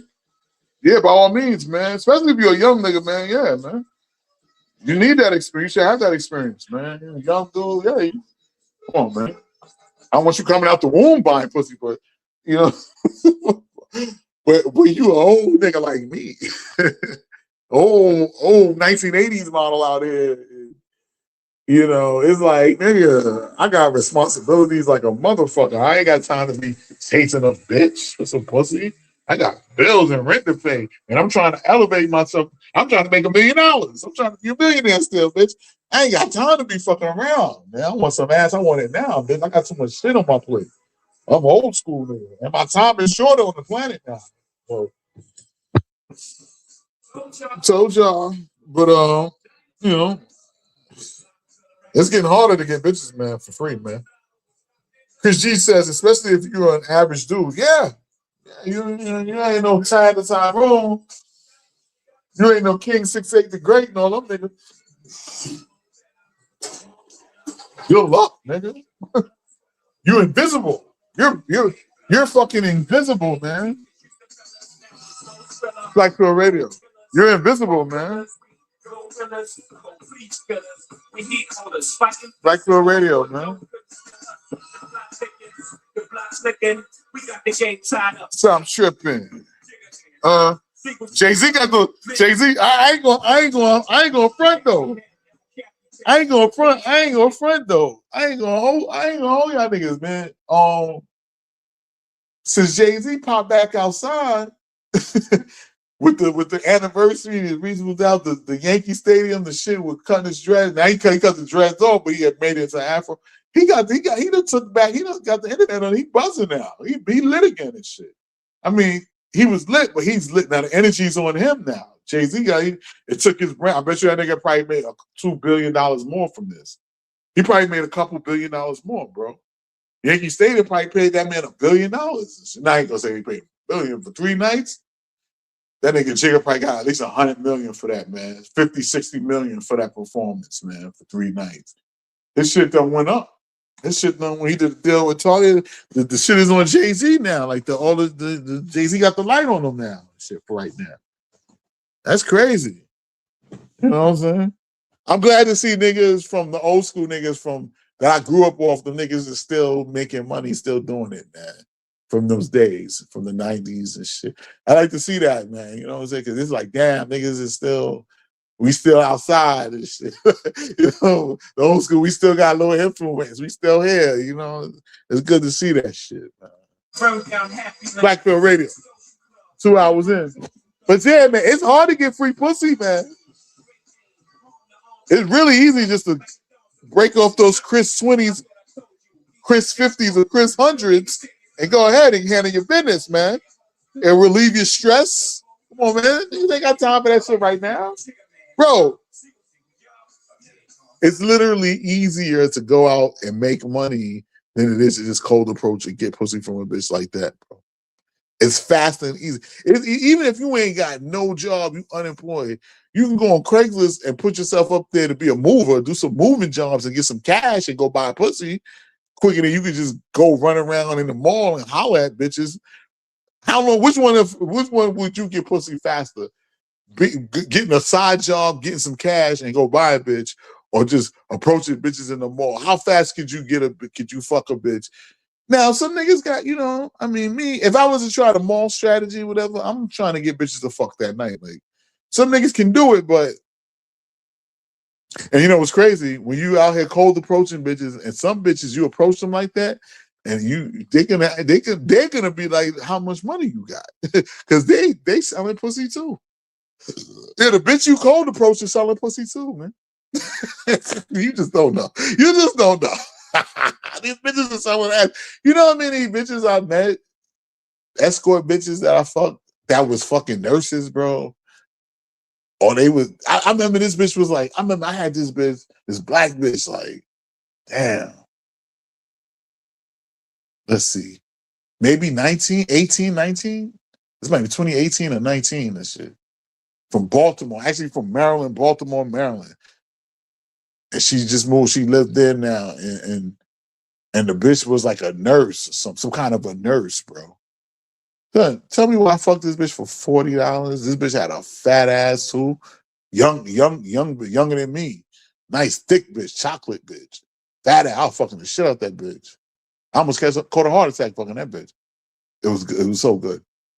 The pussy was so good and tight. Her ass was so fat. The bitch, I gave the bitch 40. I asked her, like, why you doing this? Like, she's like, yo, you know, I gotta pay my house note or something. I got all these bills. I just need the extra money for gas. You know, I take care of my mom, my family. I'm like, damn. The bitch was a nurse. And she was out here selling pussy on the side. So even the working bitches is bro. You catch a working bitch with the right amount. You can get a damn sure get a working bitch for $100 for sure. But you come at a working bitch for 40, maybe 50, 60 bucks. You get a little working bitch that work in a grocery store that got a little body on her. You like, yo, you know, this is the way you gotta say it to be like, scratch my back, us, you know. You gotta be slick with it. You'd be surprised on how many of these bitches will go, man. Come with it. Flip loaded with scrubs that arrest in your fitted. It's M that EM, the rock beat him. Got the mommy stands up. Yeah, Chris G says that 304 mindset is rampant out here today. Yes, it is. Yeah, it is, brother. All these bitches on some whole shit, man. It's all in the music. It's all in the porn. The porn is right at your fingertips. And everything is at everyone's fingertips right now. Rapid knowledge, good and bad, is at everyone's fingertips. The rapid knowledge is the internet is right at your phone, at your fingertips right now. Yeah, if a bitch look decent, she can jump. The bitches are discovering shit. Why get a job? A lot of these bitches like, yo, why should I get a job? Decent looking bitches with nice bodies. They like, yo, why am I get a job when I could just jump up on this motherfucker and put my price at $100 and niggas gonna hit her up? Niggas gonna fuck that bitch for $100. Bitch is gonna, you know what I'm saying? A decent looking bitch, she gonna be like, I can get $100 from a nigga to fuck. I can fuck 2-3 niggas a day. That's how these bitches think. Some of these bitches, they be like, well, I'll get a job. A lot of them can't deal with it on a mental level, though, an emotional level. That's why they don't do it. Because they can't deal with it like that on an emotional level. And bitches are scared. They're scared to go through that. That's dangerous. That's why some of them still have like a pimp or some shit like that. Bodyguard type nigga. Yeah, man. These hoes, man. I had to kick a bitch out of my car. This cracker bitch, she was fronting. I had a dub for the bitch. But you a street bitch. You on the street, bitch. Fuck. I had a dub for you, bitch. Bitch, get in my car. I'm like, yo, so I want some pussy in here. You know what I'm saying? Damn, for 20. I'll give you some head for 20. That's it. Can you just drive? I'm like, nah, bitch, we ain't driving no fucking way, man. I'm like, listen, man, I don't like your attitude. You gotta get the fuck out of my car. I said I was gonna do. Bitch, get out. If I punch you in your face, bitch. She said, bitch, get out of my car. Fuck out of here, man. I know y'all said, damn, Black Dog, you're a scumbag. You're some scumbag, nigga. Somebody say that, but I don't give a fuck. You know what I'm saying? It was a deal. Hey, bitch, we had a deal. I mean, you say, you know, bitch, act like she's gonna come to the crib. I smashed this bitch before 2 or 3 times. Bitches be acting funny style, man. Thailand is too many bitches on each corner for that. It's too many of them bitches competing for your dollar. They competing for your bot. Let's believe it. They're really competing for your bot. This shit here, man. We getting shortchanged with the bitches here, man. We really being done a disservice with the women in America. From what I've seen, and I only been in one country, but from what I've seen, we've been done a disservice here, the female. Just on a whole level. Like, come on, man. It's like, come on, bro. Like, our money goes longer, stretches, and then there's bitches on every fucking corner. Like, bro. Bro, it's like, bro. No wonder niggas want to move to Thailand and never come back. You got niggas. BMT, what's the brother? The black pill, the red pill brother. BMT, not BMT. Mediocre Tutorials. He moved over there. The mediocre tutorials guy. He moved over there. He was like, yo, these bitches over here way better. Like this is now. I don't know if he's tricking, if he on the tricking level, or if he on the trying to bag them like on the regular level. But if he on the tricking level, you know. So I don't know. I know Coach Greg Adams. He said he tricking. Coach, he called it the junior university or whatever the fuck. Nigga, you just say you tricking. You're tricking. You buying hoes. What's wrong with saying you're tricking? You're tricking. You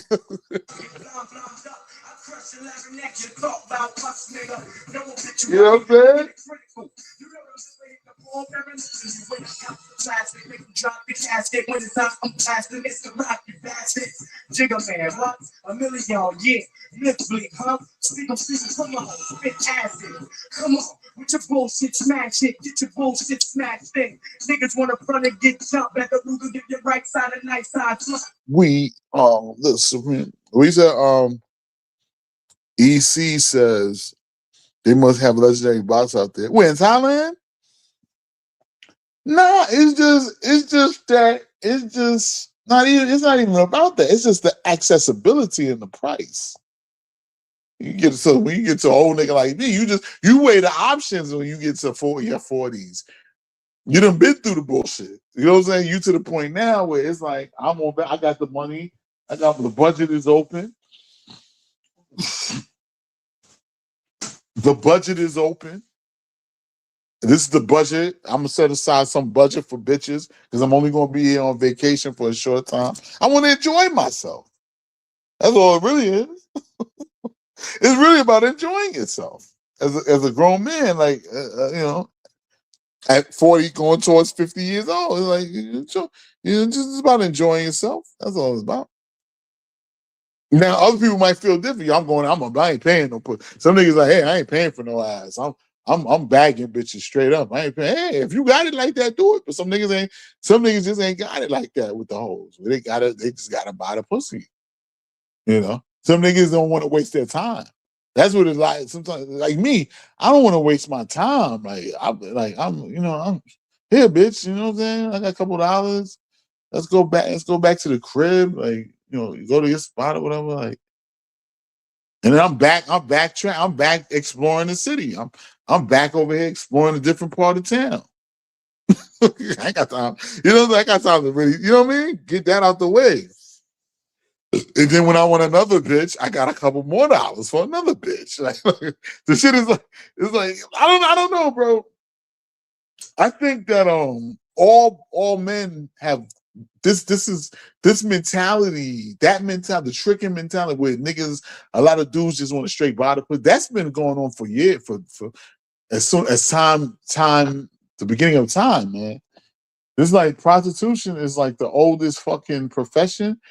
There's always been dudes out there that just said, figured out, yeah, I can just give this bitch this and get the pussy. Like, I don't have to go through all the other chasing shit.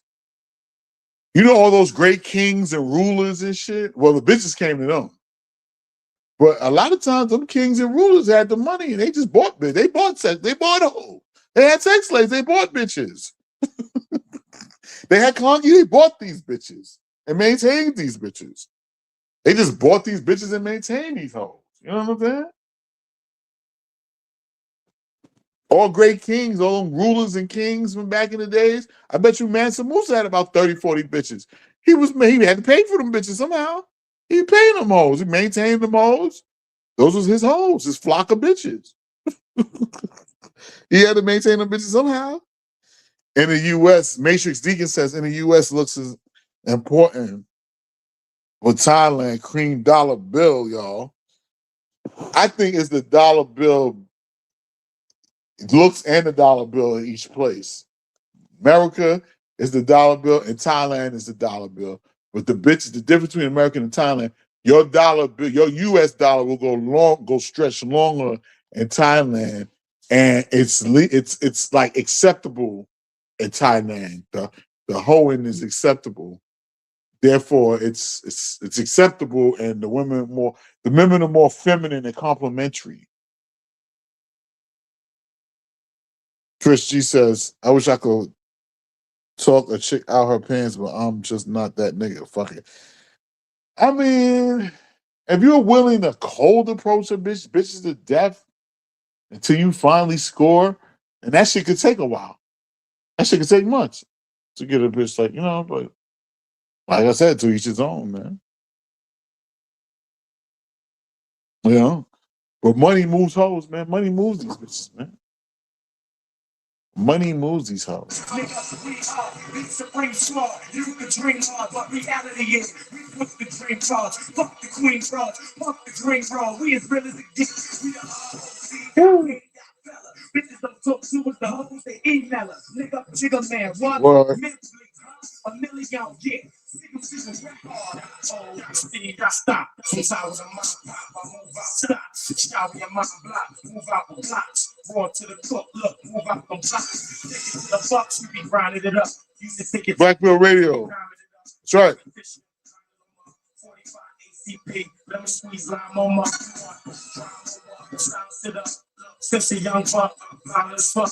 Wouldn't be dog that I would do it. I used to wild off and bomb and flip it. I sent niggas to the tribe. 45 or the 9 that fuck around here. Your mom's gonna do it. I'm a beast. Damn. Beanie Siegel. When they see shit, they wanna see shit. When they motherfucking see shit, but I don't see nothing. I just see something. I fuck around and have you sleeping underneath something. Jigga man, what? See, y'all. Mentally, a million. Right, Emma, mix something is Emma. In your space with the dilemma. Emma, go for no stay. Can I get away? No, you can't. Can't tie. So is I not. Baby, dog, say you hot. My rays through the sunlight. Baby, dog. What the hell is a million talking about? Bitch, what the fuck was you talking about? Jay-Z should have wrote that bitch's verse. But anyway, Blackbill Radio. See your request, man. Yeah, man, Thailand's the shit, brothers. I'm ready to go back. I'm going back, and after I go to Thailand, I'm either Brazil or DR. I think I might hit DR after that. Brazil or DR after that, man. I heard Panama's a good spot too for the joints. Panama, man, Panama's a good spot too. Oh, that's my shit. Oh, we gotta let that rock. Let that rock. Let that rock. DMX Locks used to be my dog. Getting that from YouTube. Yeah, let that shit rock. Used to be my dog. Blackbill Radio, man. Thought you would die with me. Found out you a bitch. You can't even ride with me. Now it's a war. You ain't on the side. Yeah, man. Shit has definitely changed since 2020, man. Shit's going crazy. I wonder it was going to be in 2030, man. What is it going to be like in 2030, man? You know what I'm saying? Shit crazy, bro. 2030, man. How's it going to be? Blackbill Radio.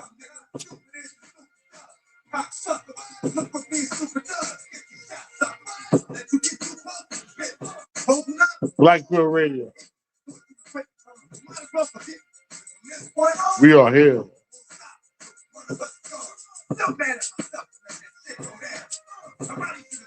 I'm fucking with a clown.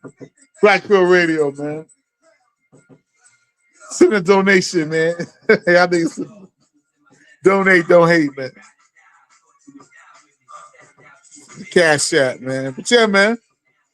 Shit is getting serious out here. It's getting harder to survive and shit. It's in New York City, like I said, man. You're in New York. If you ain't in the projects and you ain't in a subsidized housing, some kind of a voucher where you get like free rent for a certain part of time, or some subsidized housing. Nigga, you paying about $2,000 for a studio apartment. It's about $3,000 a month. Bro. That's the medium rent in New York. It's crazy. It's fucking crazy. They don't want you to live. They don't want you to survive and live out here, man. It's crazy, son.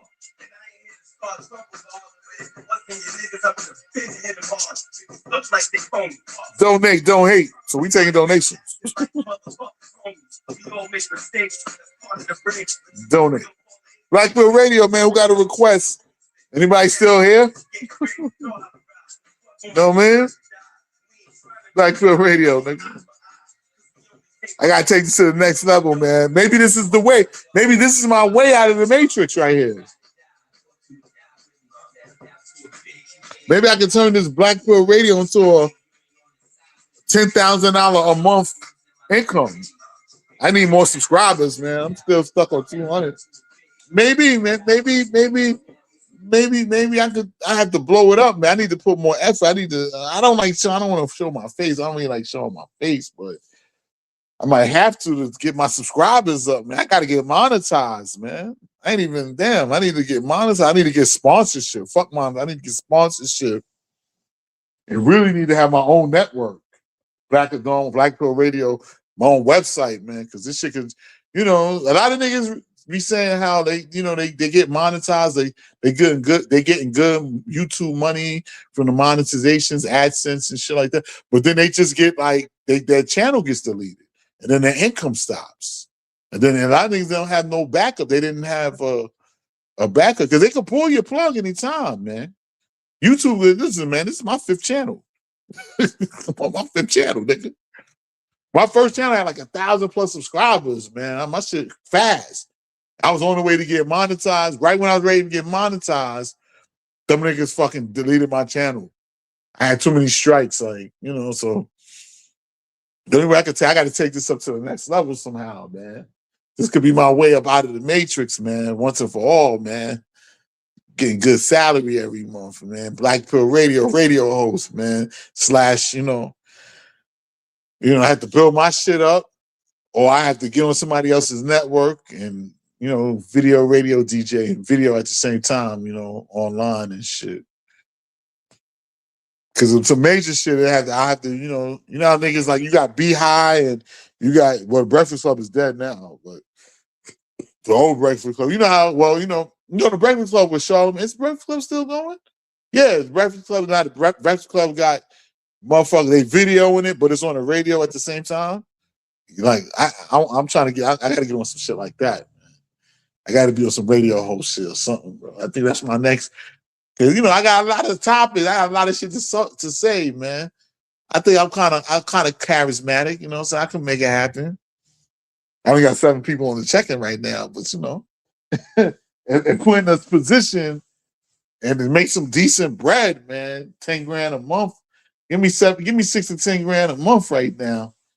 And somebody put me on their radio or something, man.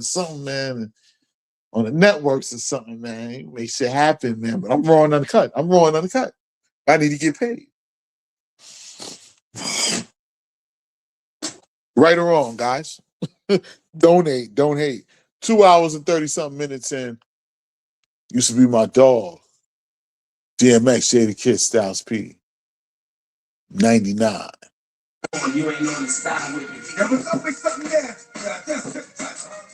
You're right. Brother said, yo, you're right. I need to do that, man. I gotta figure out how to do that but these live shows be 3 hours long. How do I cut it up? I think I can make clips. I can make clips on here. Yeah, on StreamYard. That's a good idea, man. I need to do that and start going hard on Instagram, Twitter. Just start putting it out there, going hard, and get my own website, man, and format it better. I might have to show my face though. I know I'm gonna have to show my face. Set up my living room or something, get some equipment. Yeah, man, make it a real Blackville Radio. This is where we at and shit. Get some sponsorship. Yeah, man. Just like the rest of because all these radio, these people, even YouTube, how does YouTube make money? I was thinking about something deep the other night, man. As far as this social media shit and content creation and UGC, user-generated content. I was thinking deep about it, man. I'm thinking about, yo, how can I get in this shit and make some real fucking money? Because there's money in this shit. Some YouTubers out here making $100,000 a month. I was looking at some shit with Poetic Flacco. You ever heard of it? He said he made $100,000 a month. I don't know, the nigga could be lying. But I'm like, well, damn, I see his niche. He just reports the news and shit. And O'Shea Duke Jackson is a fucking millionaire. O'Shea is a millionaire, bro. O'Shea Duke Jackson is a millionaire, bro. A couple other niggas is millionaires. They put in work though. They've been for years. But I had a real deep thought. I was like, how is everyone making money off this? You know how? Advertising. Why should I was thinking like, why make the videos when I can just get in on that? And I can just get my money off top. Why make you going through all this shit? Them niggas getting their money, like YouTube is getting their money off top, off of advertising. How do YouTube get money off the advertising? I'm thinking, yo, how can I be a platform builder? Fuck making videos. Like, how can I be a platform builder? I like to make videos, you know, for my people who agree with me, like y'all, you know what I'm saying? That's cool and shit. But I was thinking deep about it. I was like, how niggas making if these YouTubers that's making the videos are making this much money, how much money is YouTube making? That's the real fucking money. And YouTube is just the block. YouTube is the block, and all the niggas on YouTube making videos is the workers. And they they splitting the money, and YouTube getting the work. I'm breaking it down in drug language. And YouTube is getting the mother load from somewhere, getting getting all the money and breaking it down for these niggas. YouTube's getting all the money and he breaks down a little bit for niggas to make the videos and keeps the rest and shit. That's basically how YouTube get paid, through the advertisements. So I'm like, yo, how the fuck? You know, that shit is dope. And what's crazy is they have people pay for advertising. So it's like they have people pay for advertising. That's the real picture. Like we too busy making the videos. We not really focusing on how they get paid though. They get paid from the advertising. They pay us in advertising. Well, I'm not monetized, but if I was, they would be paying me a little bit of ad revenue it'd be some shit like they charge them niggas, say for example, they might charge them niggas $1,000. They giving us $100 maybe sprinkled in. You might make $100. They done gave them niggas $1,000 for the video already, and they sprinkling it in. But what's the real part, the ill part about it? They got people paying. They got creators, motherfuckers that's paying for ad revenue. They're paying for ad revenue, and they have the video makers that's doing the ad revenue, and they just splitting the revenue with you. You doing the work. We doing the work. We making the videos. They just getting the money. They getting the money and breaking it down. That's all YouTube is doing, is getting the money and breaking it down. Yeah, Matrix digging. Yep, that's right. They breaking it down. And I'm like, yo, how can niggas get to the point where we can just get straight to the bag? The money's from the advertising. So I was like, yo, how can I start like an advertising company or something? You know? I had a thought like, what if I got in contact with a bunch of content creators and signed them up or something like, yo, and be like, listen, I could get you a bag through advertising. You know, I get 1,000, we break it 50-50. And I just get people who want to advertise their businesses. And, you know, I could do that, because that's basically what YouTube is doing. They just doing it on a bigger scale, and they paying niggas in smaller increments. But if I did this direct marketing, I found 10 motherfucking good YouTube channels or something, and then I make an advertising company. Basically, I'm a middleman. I become the middleman, and I just find, yo, I hit up different businesses. You want to advertise on social media? It's gonna cost you this. I just hit them niggas up. You sell me 1,000, I give this nigga 500. You sell me 10,000, I give you 5,000. All you do is advertising they shit on a video. You just do a little commercial for them niggas and shit. I had that thought, because that's basically what YouTube is just doing, just on a macro scale. I will be doing it on a micro level. That's it. They get into the back. Like I was thinking, like all these fucking, and then I had a thought like, what if I had my own podcasting network and I basically would put them niggas on my network and I get a piece of their YouTube channel or some shit. Imagine getting a piece of people's YouTube channel to put them on it. You know, all types of shit. It's all about advertising, man. Companies, brands, advertising on people's channels who have notoriety and shit. That's all the shit is. That's all television is. Why you think you had commercials doing TV? All them niggas, Betty Crocker, they was paying. Walmart, they paying the TV networks to advertise, man. You do the work by creating the shows and shit. Damn. And the networks sit back, get paid off advertising, bro. It's about advertising. I'm about to start me an advertising company, man. Some middleman shit. Middle advertising with podcasts.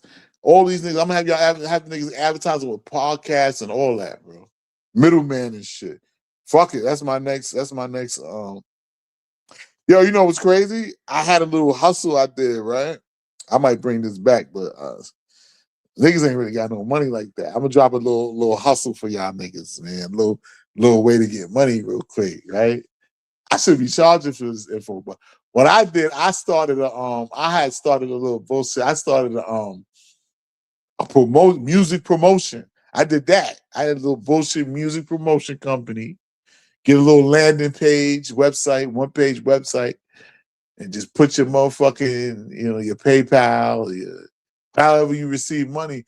And I would tell niggas, though, I go on like Craigslist or whatever. I go and be like, yo, I will promote your music. I will promote your music to the record labels. I will email your music to like 50 record labels for $100 or some shit. And, I send you the emails. I forward the emails to you as proof that I did it and shit. And, send like promote your music for you. And I had a little bullshit promotion come. I made a couple dollars on it, man. I had a couple people send me money for it and shit, And basically, I could just hire somebody off of Fiverr. I could do that too. I could hire somebody off of Fiverr, somebody in the Philippines or something, to email your music, your links out to the web to the labels. And I pay somebody $5 to do it, but you pay me $100. You pay me $100, and I just pay somebody on Fiverr $5 to do it. That was a little hustle I had going, man. I might bring that shit back, yo. I made a few $100 doing that. When I was in need of some quick cash, I'll promote your music. Give me $100. I'll send your shit to them. I had the emails of all the record labels. Niggas would pay for that. Niggas would pay for that. Yeah, man, I need to cut my live shows. Yeah, man. It's all about advertisement, man. That's how niggas get paid. Advertising. Source Magazine from back in the day. I remember Source Magazine, and by the time I figured out the game, how niggas was getting paid, I was like, damn. It took us some time to figure that out. And niggas hit me. It was like, nah, man, because I looked into starting a magazine back in the days before, like in the 90s. I looked into all that, and I was like, oh, these niggas get paid off advertising. It's all about advertising, bro, in the media world. And I was like, it's all about advertising, getting people to pay advertising. That's what it's all about. Yeah. Except for movies, but movies on streaming services is advertising. If you're watching it for free, they advertise it. You're either gonna watch it for free and the advertising pays the producers, or you gonna pay through a subscription service for the movie. That's how they getting you now. You can watch it for free, but we're gonna run mad commercials. It's all about advertising, bro. This is all about advertising, man. Because I'm like, yo, niggas do all these videos. I was thinking about it deeply one day. I was like, yo, how can I get into the real money? That's the money. Like, because YouTube, they don't got to make no view. People who own YouTube, they created the platform. That's what you got to do, create a platform. Like, black people, we don't have the platforms as so-called black people. We have the talent, but we don't have the platforms and shit. That's what be... Cracker created the NBA. They got the arenas. The white man got the arenas all over fucking the U.S. Filled up tickets.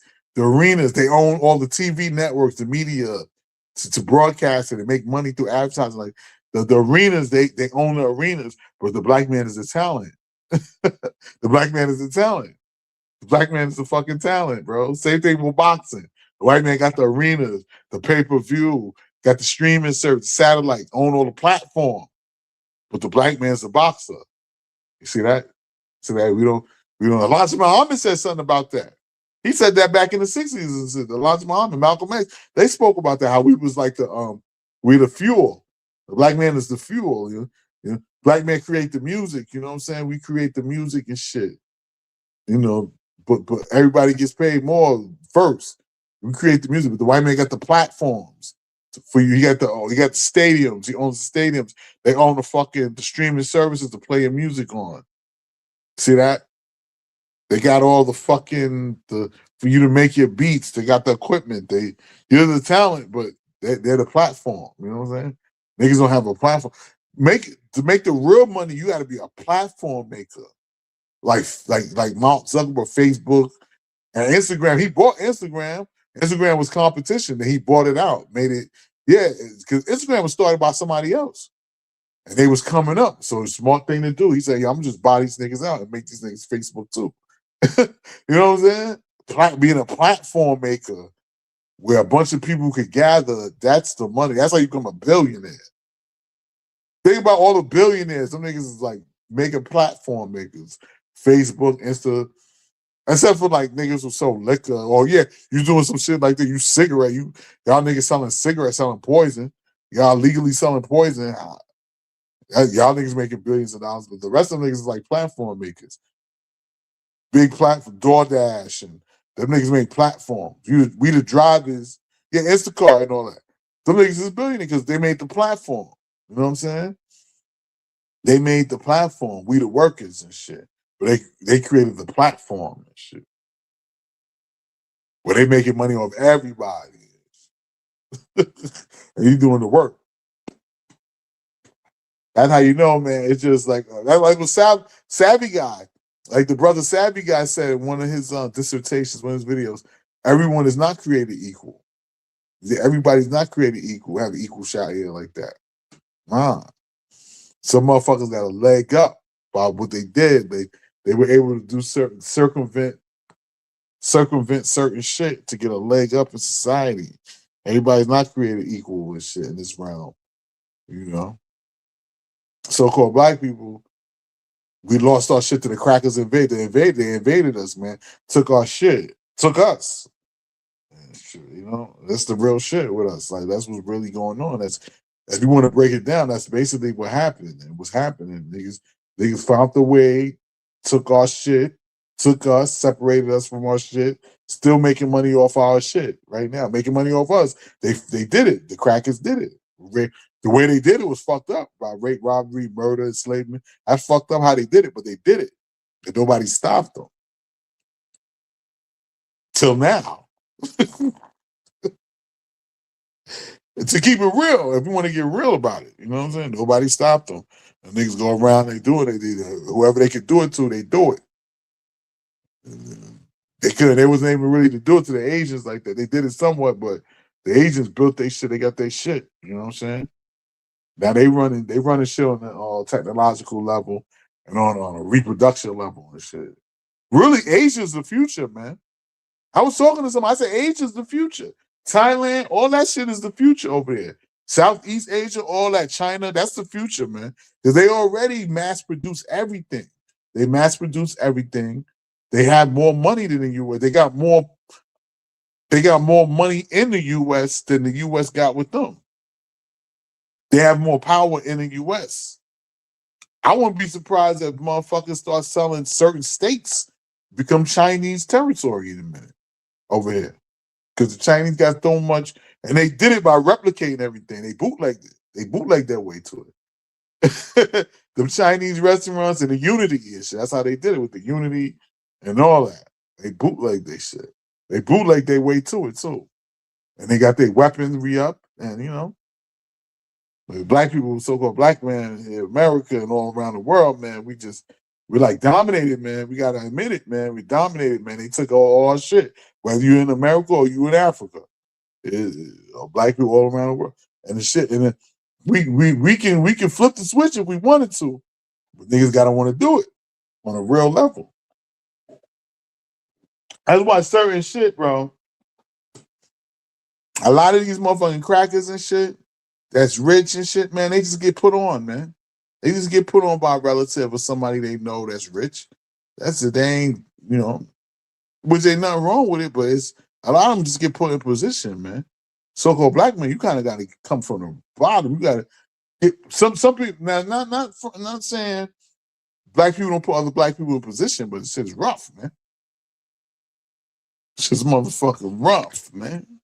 Black Pill Radio, man. But hey, I'm gonna get it anyway somehow. Black Pill Radio, man. I'm gonna get it anyway, man.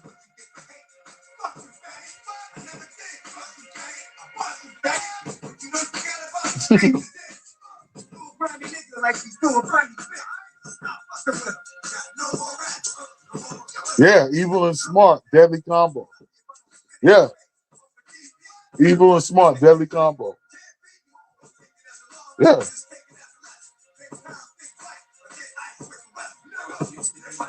Yeah. Yeah. It's a deadly combo. Definitely a deadly combo. And nobody stopped these crackers, man. Yeah, man. Nobody really stopped these crackers. But I think they're in their end now. I think, and it's not to be racist against anybody who's a Caucasian here that's listening to, but it's just, hey, things runs in cycles, man. You had your reign. I think they're just going to, like, by a lot, the so-called Caucasians, man, they're just going to die out on a physical level, man. They're not reproducing like that, no. It's just something nature that's a lot of them just going to die out because of nature. It is what it is. But what are we going to do, man? What is the so-called black people going to do? How are we going to feed ourselves and maintain a society, a civil society? That's what it's really about. New world, you know what I'm saying? But really for us individually, on the individual level, how we going to maintain, how we going to survive in this new world order in 2030, that's coming in 2030, where AI is taking over your jobs. We're going to have to get new skills. I'm spitting some shit now. I'm spitting some real shit, guys. We're going to have to get some new skills and new ways to make money, new ways to survive. Niggas might have to start really thinking about surviving without money. Keep it real. How do you survive without money? That's the real shit. Businesses in small towns grew more than 30%. You hear me? Y'all niggas ain't hearing me, man. Think about what I'm saying. Y'all niggas ain't hearing what I said. The new way might be the way to survive without money.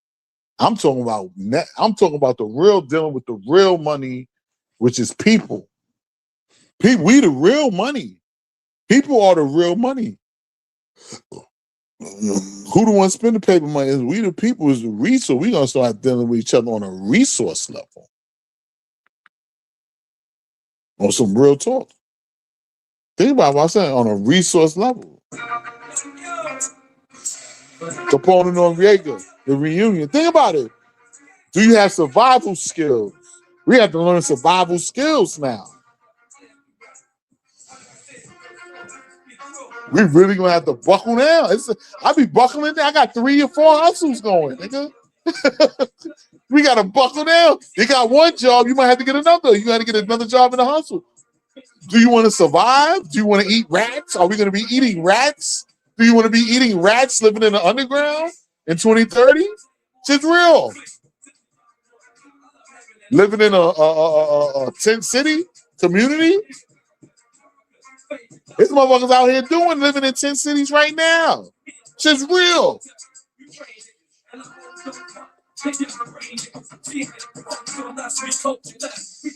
In the era of the haves and the have-nots, the rich and the poor, it's no middleman. There's no middle. Like, it's people, it's rich and poor. And if you start seeing white people talk about they can't find no fucking job, I'll be looking at these YouTube reaction videos. White motherfuckers losing their mind. They talking about they said the 100 they can't get a job. They went to McDonald's, can't get a motherfucking job. Crackers can't get a job. I'm like, That make me want to get my ass up and go to work when I don't want to. But I see crackers, whitey on here, crackers so well, they can't get, they send 100 man, they can't get a job at they can't get a job at Wendy's. Them they can't get a job at the gas station. They send 100 man, they can't get a job at McDonald's. I think, God, I gotta get up in the morning and go do my little hustle on the side or whatever. I'm willing to go do it and get that couple $100 or whatever. Yeah, I see them niggas out here, they can't do it. Sometimes when I'm out here doing Instacart, I see a lot of women doing Instacart, you know. White, black, Hispanic. I be seeing chicks doing, I be seeing women with their children doing Instacart and DoorDash. That's how real it is. With 2 kids in the car, they doing DoorDash and Instacart with their kids, with them. Of course, I get the hell out the way because these niggas' kids is crazy. They don't know how to act. And I go in the next aisle and finish my shopping for Instacart and the net. And I come when they leave, I come back because these little niggas, these little savages, they don't know how to act. I try to stay away from the bullshit. But yeah, I see mother. I was seeing that shit like a couple years ago when I was doing DoorDash. Mothers out there with their children, 2 in the morning, 3 in the morning, doing DoorDash. I see them now doing Instacart. All colors, white, black, all races of people, Hispanic. They out here doing, women out here doing Instacart. I said, damn, shit getting bad. I said, this shit getting real. This shit real. I see crackers out here doing it. I ain't trying to shit on the white, but I see older white people doing this shit. Instacart, older black people doing Instacart and shit. I'm like, yo, I said, shit, I'm not the only one out here that's hustling. You got to hustle every which way you can, nigga. Nigga, I'm ready, nigga. I thought about selling weed. I don't know, selling weed on. I don't want to. I mean, with the smoke shops, I mean, how much money can you make with that shit? That shit might be. I'm thinking, I'm about to sell T-shirts on the street out the trunk of my car, man. I'm back on. I'm like, hey, I'm on some New York shit. We gonna hustle. I'm gonna hustle this shit out. I'm gonna hustle my way out this shit. Nigga, I'm really thinking about selling Black Pill Radio T-shirts, nigga. You can get one. If you want one, email me, motherfucker. We'll make a goddamn donation to let me know you're serious. Black Pill Radio. We gonna keep going. I'm about to sell shit out the trunk of my car, nigga. I'm about to make my own cologne or something. I'm serious. I'm about to get the munchie packs. I'm about to start selling the munchie packs, nigga. I'm gonna go to the club and sell some munchie packs, nigga. $10. Y'all niggas high, y'all drinking. Y'all need a little munchie pack. I got a motherfucking munchie pack, nigga. I'm ready to start selling munchie packs on the corner, nigga.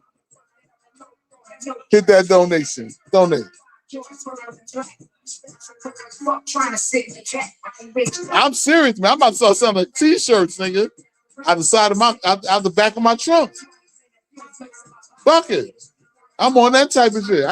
You gotta have 3 or 4 hustles now. You know that. That's how you know this shit is gonna collapse in a minute. You might have to take your money. We might have to take our money out the bank, man.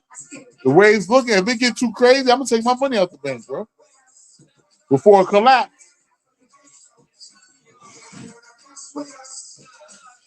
It's getting harder to survive. You gotta have a side hustle, man. It's to the point where you gotta have 2 jobs, a side hustle, a job, 2 side hustles. Nigga, you gotta get SSI and a side hustle and do DoorDash and get SSI. You got to have 4 hustles to survive out there. It's getting real. nigga, it's getting real. Nigga, you gonna have to fucking have a regular job, do DoorDash, Instacart on the side, and sell T-shirts out the trunk of your car. Sell weed or T-shirts or hats or something. Socks. You gonna sell socks and underwear, nigga, on the side. Give niggas your card. I got the underwear for sale. I got it in my trunk right now. You want some socks? $10, $5. You want some socks? I got a T-shirt right here. I got a $10 T-shirt. You want a shirt? For real, approaching niggas and all that. On some real shit. I get on that shit. I'm gonna survive out this motherfucker. You got to survive somehow. You're gonna have to, I'm ready to start selling hats and t-shirts out the trunk of my car, nigga. On the side, I already got 2-3 hustles already. That's gonna be my 4th hustle. You got to do what you got to do. It's real. It is real, nigga. You want to survive or you want to be on the street? You want to sleep on the street or what you want to do? What you want to do? Sleep on the street? You want to eat? You want to eat? Don't you? I'm ready to start selling shit out the trunk of my car. T-shirts. Nigga, it's on, nigga. Shit real. I be seeing Matrix Deacon says I be seeing strippers with ass doing DoorDash. It's crazy out there. Yeah, it's the whole thing. They doing DoorDash in the day and they stripping at night. You got bitches doing that. It's that bad. The bitches got to do Instacart and DoorDash in the day and sell pussy and strip at night. Come on, man. You got to have 2-3 hustles now, man. Until this shit collapse, because this shit, you gonna have to survive until they do whatever they gonna do with this motherfucker. I don't know what they gonna do. Universal basic income. I don't know what the fuck. You're gonna have 3 hustles. And if you got kids now, Lord have mercy. I hear it's so bad out here. I'm looking at the video, people are out here trying to get AIDS on purpose so they get SSI. I said, you know what? This is hell. I said, wait a minute. People out here trying to get AIDS on purpose so they get come on, man. You ain't got to do that to get SSI, brother. You ain't got to do that to get SSI. Just go say you crazy or some shit. And all you got to do is show up in the office, put some peanut butter. All you got to do, if you really want to get SSI, all you got to do is go to the grocery store, buy you some peanut butter, wear 2 pair of underwear, put the peanut butter in the back where your ass crack is at, pause, go in the office, digging in your ass, but you really you getting peanut butter. It look like shit, but you getting peanut butter and start eating the peanut butter and start throwing the motherfucking shit around, and people will think you crazy and they're gonna sign you up for SSI. I'd rather do that than just go get AIDS come on now. But people are doing this. I heard you got people out here willingly going to get AIDS so they can get SSI. It's that bad, so you get some money. They're doing this so they can get SSI. That's insane. Now that is insane. But that's where we at in society right now. So yeah. I mean, you ain't got to go through that. Just go get some peanut butter, wear 2 pair of underwear, get you a pack of peanut butter.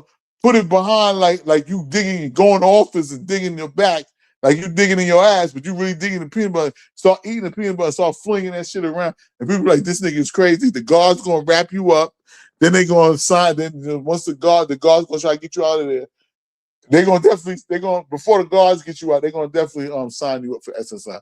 You can do that before going to try to purposely get AIDS so you can get SSI. I was looking at a video. Somebody had a video. I think it was Nino Brown or something. Nino Brown, his YouTube channel. He was reacting. People are out here purposely trying to get AIDS so they can get SSI. You ain't got to do that, bro. Just go say you crazy or some shit. Say you schizo. You got fucking you schizophrenic, paranoid schizophrenic, and go up in the hospital for a week or 2. You ain't got to just go purposely get AIDS. Come on now. For $1,500 a month. At food stamp. You get how much you get with the SSI? You get about $1,100 a month, $1,500 a month or something like that. And you get $1,500, $1,200 a month. A low income house, apartment, and food stamps. Just to play crazy. Just to play crazy and shit. I know niggas in New York doing it right now. Them niggas that got their project apartment, they play crazy. And they get an SSI and they got a project to get food stamps. Niggas who did it in the 90s, they still got their low income apartment or for playing crazy or for SSI, Social Security. Some kind of Social Security and some shit. I got a cousin right now, he got out of jail a few years ago. He got a crib in the Bronx like that. Awesome, but he's getting out of jail. He's just getting out of jail and shit. So they got him a crib like that. He on some SSI shit. I had a neighbor like that. He wasn't crazy, but he was half crazy. He was getting some kind of check. I'm sure. He get food stamps and shit. Nigga play crazy, man. You got niggas out here that say, hey, you got people out here that say, you know what? I don't want to deal with this shit anymore. I don't want to work. I just need, I'm going to play the system game. Hey, if you can manage to do it, you can do it. Fuck it. The people don't are getting drained out here. They don't want to deal with the bullshit anymore. So I consider that playing crazy to get SSI. I remember some white bitch I used to fuck back off of Craigslist. She did that. She played crazy. The bitch was really crazy though, because the bitch shaved her head and shit. One day I come over to fuck the bitch got her head shaved. I still hit it, but it was like, it looked crazy. It was like, bitch, what's wrong with you? Like, bitch talking about they plugged the electrodes and that. Yeah, some bitch I met off Craigslist, man. She said she was getting SSI and SSD. The bitch was getting like $3,000 a month, man. She was getting SSI and SSD. So she used to work. She stopped working. They gave her money for that, and then they gave her a crazy check on top of that. Some cracker bitch. She getting like $3,000 a month. Play crazy and shit. And an apartment and food stamps and all that shit. Bitch said she played, but that bitch really crazy though. She seemed really she's off though. Really she really was off, I believe. But the bitch was getting like $3,000 a month to play crazy. Apartment. I knew another bitch that was like that in the Bronx. She was crazy and shit. She was half crazy. Something was wrong with the bitch. She had an apartment, and the bitch was getting an SSI check every month. Food stamps, free medical. Pimping the system. They ain't working. Get up at 2. The bitch is crazy as hell. I used to be over there fucking the shit out that bitch. She's always have food in the refrigerator. Make me spaghetti and shit. Always had weed. She'll go buy weed and cigarettes and beer. The bitch ain't do nothing but sit home all day. Crazy. The bitch was kind of crazy though. She was half crazy. But you got people out here playing crazy, going to go get AIDS to try to get SSI so they can live off the government. If they niggas rather live off the government for $1,500 a month or something like that, in a low income apartment where it'd be about $80 a month, and get some food stamps. People rather live like that now. They fuck with the job shit, man. Need rest. I understand you need rest. Need rest from this matrix, man. This shit hell. This matrix got niggas working 40, 50, 60 hours a week for crime. You need rest, nigga. Some people figured it out. Some people they played that route. The SSI game. That's another game. That's another hustle. That's another hustle. The SSI low income apartment food stamp hustle. That's not the way to get out the matrix. If you can qualify, but for how long before they kick you off that shit? Because they ain't got no money no more. So that hustle might be dried up, but that's a hustle. A lot of niggas in New York do that. Play crazy, paranoid schizophrenia, put you in a psych ward, then put you in some kind of, okay, you play the psych ward for a month or 2. You play the psych, you go to the shelter, you play the psych ward for 2-3 weeks, then you go play the shelter for about a year, and then you get you a crib somewhere, a project apartment somewhere in Queens or Brooklyn or Bronx or Harlem or something, or wherever in New York City, you get your low income. You play it right. If you play it right, you can get somewhere decent. That's not too bad. Nice apartment. You get your apartment, and shit might not even have to be in the projects. And they pay your rent. And they pay your rent for like 5 years, and you get an SSI check until you start getting your SSI check $1,200, $1,300 a month for being crazy and food stamps. Niggas play that game though, and they get a project apartment and shit. And they don't want to work. They figured it out. They like, I'd rather live like this than work. But them niggas is really smart though. They're the smart ones. They figured out a way. They said, fuck that shit. And then they'll be having side hustles. They'll do shit on the side and shit. Sell nips, liquor. They'll sell bootleg liquor inside the apartment. Bootleg liquor out the apartment. Do a moving job every here now and then. Do those side hustles where they get cash. They're smart niggas though. They figured it out, this shit. They ain't got to work hard if they don't want to. Them niggas living better than us. Them niggas, they figure this shit out. This shit. They be healthy and shit. Niggas be eating the food stamp money. Niggas done figured that shit out. You know what I'm saying? They done figured it out and shit. We out here busting our ass 2-3 jobs as the boss. Niggas, they done figured the shit out. They said, fuck that, I'm gonna play crazy. You got people out here do this. Get SSI, they play crazy. Because they know they can play crazy, get about $1,200 to $1,500 a month from the government, get a low-income apartment that the government will pay for a certain amount of time, and then if they do got to pay for, if the person got to pay for, the shit be $20-$30 a month, a project apartment, a decent-looking apartment. Hey, better than the streets. Give you a project apartment, you ain't got to pay no lights, gas, no electricity, none of that shit. Yeah, you get a project apartment. You're getting food stamps, $300, $400 a month. You just gotta play crazy. You gotta go to the office and get some pills every once. Nigga, you gotta play crazy to get that. Niggas play crazy. They might send you to a program every here and there. A little program, you gotta sit through some bullshit for 4 hours with some other niggas playing crazy, or actually crazy. Niggas be, man, they got a little hustle. So I know niggas that do this, man. They found their way out the matrix and shit. But they had the same project apartment 10, 15 years and shit already. Same spot, milking it, government milking it. System is milking it. Niggas live it, eat it. Ain't nothing wrong with them niggas.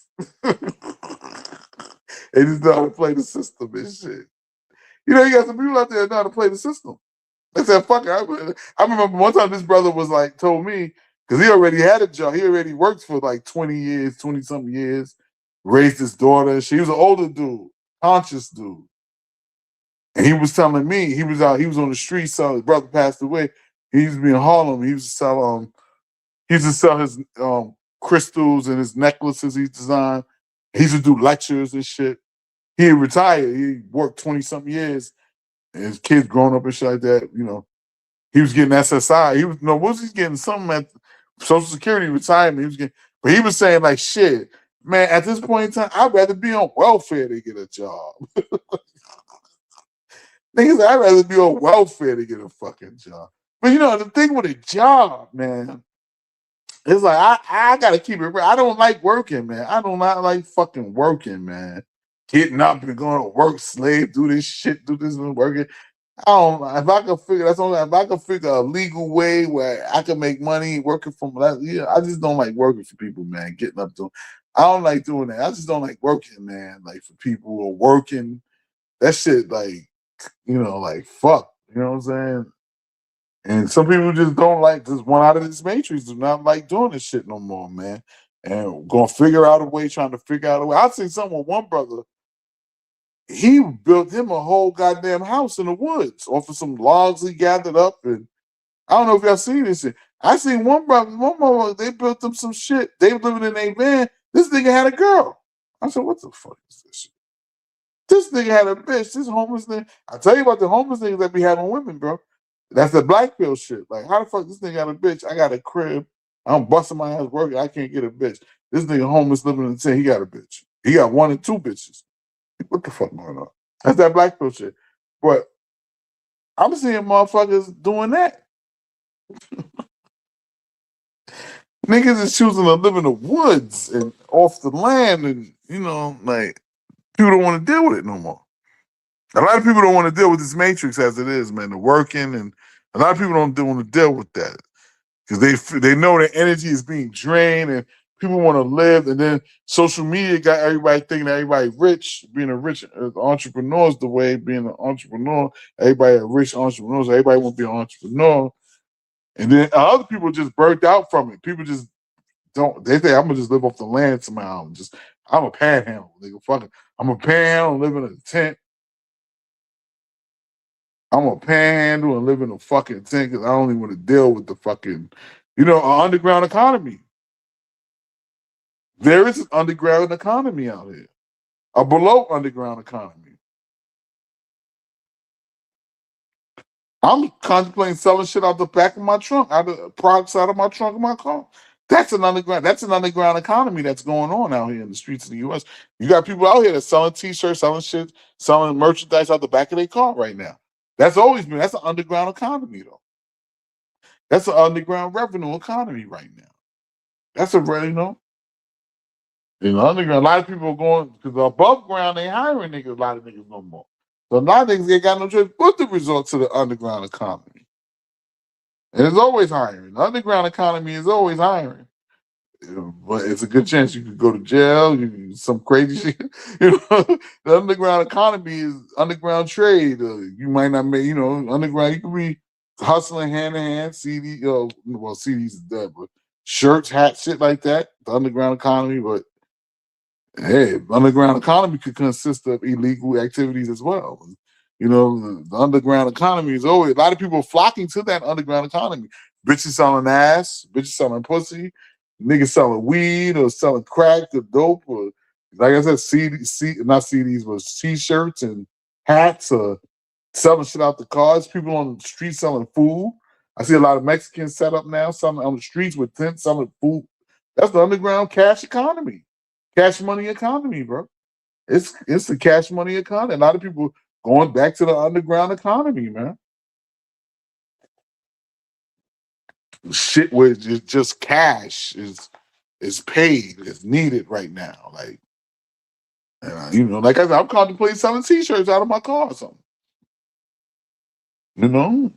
Going back in underground economy, man.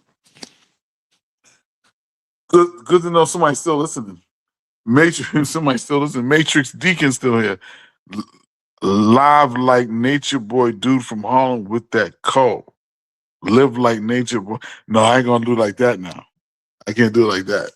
he took it too far. He was wild out. I can't do that. I was just looking at that nigga too. He was videoing live from his jail cell. I was like, damn. Yeah, he took it too far. And you know what would be the downfall of these cult leaders? It'd be the bitches, man. I was just thinking about that the other day, all these cult leaders. I was looking at another guy, Rashad Jamal or Jamal Rashad. What was the nigga name? Rashad Jamal, a guy from Chicago. All the downfall of all these cult leaders be women, bro. I ain't gonna get like that, not like that, but it's an underground economy. People are starting to partake in the underground economy, man. You know what I mean? Meaning getting cash money, like selling products for cash money. Hand to hand. Going back hand to hand. Get out here hand to hand with products. I'm about to start getting hand to hand. Pulling up at a smoke shop. I don't want to do it. It's the trenches and niggas, gas stations, One time I had some perfume. I remember I had some cologne. I had cologne. I bought some cologne off my credit card. I cashed my credit card out. I was like, fuck it. I crashed it out. And I bought some products. I had to go to Marshalls or whatever. Not Marshalls. It was a couple hundred left on it, a few hundred on it. And I couldn't just, I had to, I was like, yo, I'm going to convert this shit to money. I'm going to crash it out. Fuck it. The credit card, I had a Burlington Coat Factory credit card. I crashed it out. The last couple $100, I just crashed it out. And I went and bought, cologne. I bought like 10 bottles of cologne. I was like, yo, I'm going to sell this shit for 20 a pop or whatever. I was crap, man. I tried to sell this shit online. It wasn't moving. I tried to sell it on Craigslist. I tried to sell it on OfferUp. The cologne, I said, fuck that. I had to get back to my old school hustling skills. And I said, yo, I'm going to the streets. I hit my neighbor. That nigga bought like 4. He gave me like $80. I was like, oh, shit. You'd be surprised what niggas will buy from you on the street level. If you approach people, certain people. Yeah, I went up to him first. And I seen him on. I was like, yo, man, yo, son, I got these. They gave me $70 in the back of weed. I was like, I'll take it. Deal. Nigga bought like 3 bottles of perfume, cologne from me. He sent him to his son in jail or something. I don't know. Whatever. He bought some. I had 2 Tommy Hilfiger and polo. I had the soccer player polo, Messier polo, Messier cologne. I had Burberry. I had a Burberry cologne. I was selling cologne. That shit was selling. Calvin Klein. He bought like 4 of them shits. He bought them all. He bought them down. I had 1 left. And I was driving around. I seen a brother, and I rolled like, hey, brother, I got the cologne for sale. My brother's like, yo, I support black business. How much you want? I was like, just give me $20. He gave me $20 and shit. Brother. Yep. I said, had me thinking again, like, yo, I need to create my own cologne and just hit the streets. I was thinking like, damn. I was like, you know what? I need to get. I said, yo, what I need to do is start hustling colognes. I was thinking like, shit, I could get them from New York because I remember niggas back in the day on 34th Street to hustle colognes. I said, I know, go right to 28th Street and just get me like wholesale, maybe $3, $5 a pop. Fuck it. The replicas, $3 to $5 a pop. The replicas come back on the plane. Find out if I could bring my shit on the plane with me, or I'll have to drive up there and come back, go get me mad colognes and shit, and just come back and bump them shits for $20 a pop. I'm in business and shit. Like my flip would be crazy and shit. I'm thinking about doing that or create my own cologne. And just hitting. I'm hitting black, it's all men, males, cologne, like working niggas. I'm rolling up on security guard niggas. I'm rolling up on barbers. I'm rolling up on working niggas. And I'm just pitching like, yo, I got that cologne. All niggas can say is no, go to the next person. You know what I'm saying? Post up at a gas station. Don't go nowhere where too many YN savages are. You know, go there, working people. Yo, I got that cologne, man. Like, I think some kind of hustle, man. Some kind of side hustle. Shirts, t-shirts. I'm thinking about making some local t-shirts and some t-shirts. Go out the trunk with it. $20 a pop out the trunk. Shit. Let me move 5 of them shits. That's $100 a day on top of, and I get back to my other hustle. Man, we got the hustle, nigga. This is hustling season. Maybe a little bullshit website, hand out my business. You know what I'm saying? Just network. That's the oldest form. The oldest form of networking is face to face. That's the oldest, best technology is the regular technology what we've been using, which is face to face. You know, people don't be buying shit online from other people like that, man. I try to sell some shit. That shit ain't, man. Remember back in the days, man, I had the music. I was doing the music and all that and trying to sell my shit online. Niggas wasn't buying. As soon as I hit the streets with the physical product, the CDs, man, and the DVDs, man, I'm making $100, $150 a day, man. Going hand in hand, walking up on people. Fuck it. I put the shit in your hand and give you a handshake and then ask for a donation. Nigga, I didn't give a fuck. I was on it like that, man, going hand in hand, man. That hand in hand side money, that shit come in handy. There's a brother, I didn't think niggas was still out there, but there's a brother in Detroit called Joakim the Hooligan, some shit like that. Now, this brother, he looked like he's 40-something years old. He's 40-something years old. He still goes hand to hand. He got a regular job. I think he said he do the trucking shit. He been doing the trucking shit, but he still goes hand to hand sometimes with his CD. He still sells his CDs at gas station. I'm like, damn, this nigga 40-something years old. But he was like, yo, shit is hot. It comes in handy. Gas. That's my weed money, my gas, my food money, my bill money. I can pay bill with this. You know what I'm saying? It comes in handy. That side money comes in handy. It helps a whole lot, man. Even think about, you guys out there think about, even if you could just make an extra $1,000 a month selling some shit out your trunk, or have you a few clients where you could sell like something like a product or something on the street level. Like you just go out and get clients, man. You just approach people, have some business cards. Like that's the oldest form. Fuck it. It gotta be like that sometimes. You gotta get back out there on some. Yo, I'm saying like that. Hell, I'm ready to sell some Tariq Nasheed root work. I'm ready to make my own root work. I'm ready to sell, no, fuck that. I'm ready to sell my munchie packs. $20 munchie packs at the club. I'm pulling up 20 munchie packs out the car. I got the munchie packs. I know you high, player. I know you're gonna get some of this some pussy out here, player. I got a condom in there for you. I got 2 bags of chips, 2 Snicker bars, nigga. Come on, this is the munchie pack, $20, player. Niggas will be like, yo, that's crazy. This nigga out here with a munchie pack. Make an Instagram page with munchie pack. I get famous off that shit. The munchie pack niggas will be ordering munchie packs wholesale. I'm like, y'all stores want to carry your munchie packs wholesale? $5, man. Munchie pack going for $20, man. I done told y'all niggas about my munchie pack. How you gonna do a munchie pack? I got an idea for a munchie pack. I know niggas probably already doing it, but I was gonna make a munchie pack, meaning I'm gonna give you 2 bags. I'm gonna give you onion, garlic and vinegar. I'm gonna give you I'm gonna give you some vinegar chips with some nacho chips, the little bullshit 50-cent chips. I'll get you 2 bags of chips, a Snickers bar, and a goddamn payday bar, a blunt, one blunt, I'm gonna put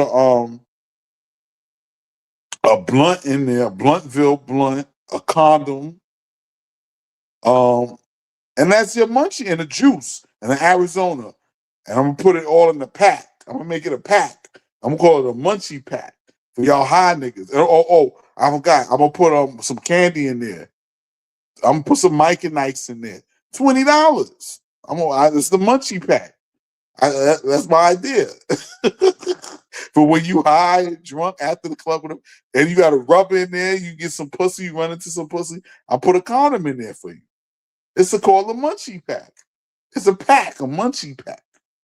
I need to test this out, man. I'm gonna make some munchie. I'm about to test this shit out. Munchie pack. Yeah, it's a munchie pack, bro. $20, man. Y'all niggas ordering it wholesale, $10, $5 wholesale. Y'all got to order at least 100 pieces. I ain't playing no games with y'all niggas. Y'all stores want to order the munchie pack? I'm talking crazy right now. What time is it? Black Pill Radio, man. It's 3 hours and 30 minutes in, man. I'm ready to munchie pack, man. I told y'all niggas about the munchie pack idea. You know? You got the hustle, man. We got the some gotta get out here and hustle, man. It's coming back to hand. I see it. I already see. I might have to get back out here and do some hand shit for some side money. I got to get back out here hand to hand. Hustle product out the back of the trunk, man. Entrepreneur, ghetto entrepreneur. Ghetto entrepreneur. Ghetto entrepreneur.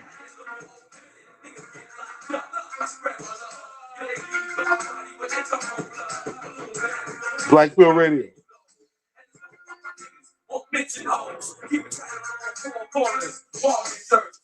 Black Pill Radio.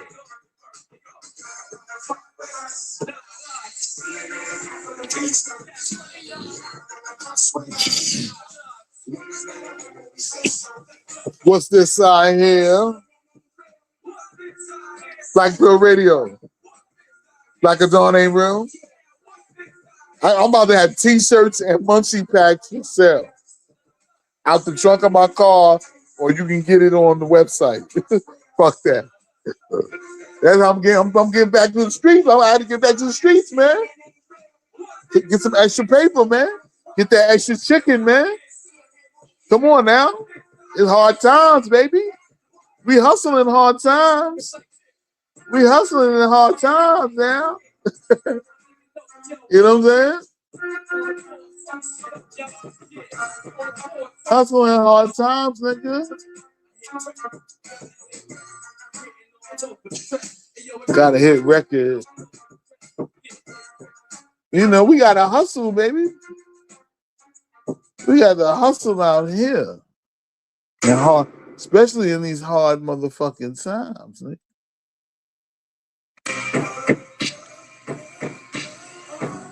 Black Pill Radio. But think about it, man. You might have to go out the trunk of your car with something. A product to sell to get some extra bread, brother.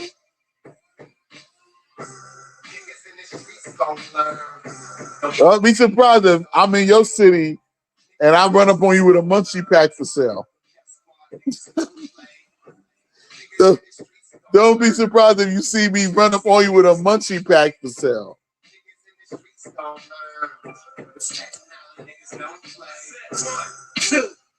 I'm back outside with it, man. You gotta get it hand in hand. Something. I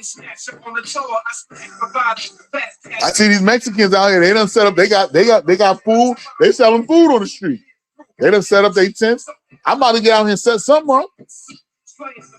Why let them get all the money out here on the street?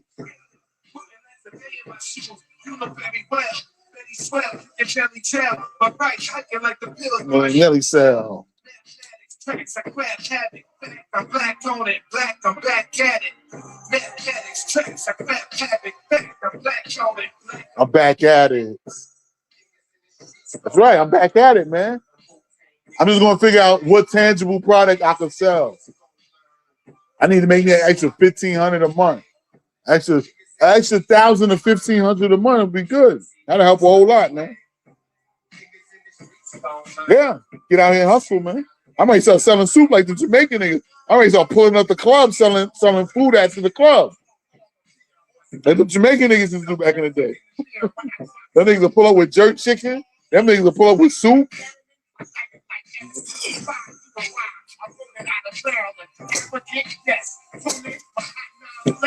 I be bumping this out my car with my trunk open, with a line coming in my trunk, coming to my what you got? I got the musty. How many you want? I be playing this out my shit. Police gonna be like, what the fuck is this nigga doing? I'm gonna have 10 niggas on the line. They had the gat on me, had a gun on me. I had somebody holding me down that's in the car. And he got a gat on him too. We getting rid of these munchie packs and these t-shirts, nigga. We getting it. Hand in hand style, nigga. Building, fuck it. Don't be surprised. And I hit y'all with the website, man, with the Munchie Pack website, man. Munchie Packs, man. Get a Munchie Pack t-shirt, a sweater, man.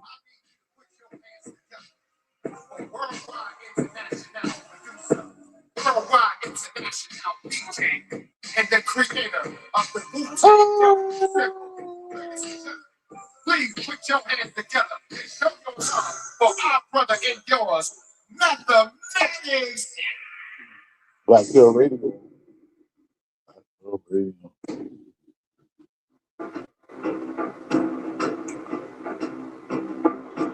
Black Hill Radio, man. Black Hill Radio, man.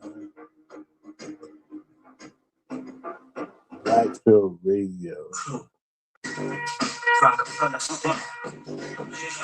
Black Hill Radio. We about 3 hours and 36 minutes in, man. Anybody still here? I'm gonna shut it down in like 10 minutes, man. Black Hill Radio, man.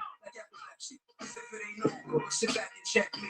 Source money effortlessly. Got an exposure, a lot of composure to outdo ya. From Denver to Dover, all of a sudden you over. It's nice to know you, and you killer me look. This to be true. Watch bad cats listen, visibly shook. I be relaxing. Put your wifey, put the lights on. I'm still in the dark rapping, holding mics wrong. I shatter them. I let my dad hit him. Daddy get him. Now they wondering what's the matter with him. When I saw if you love slow. I love slow. Thought you Chinese the way you love so.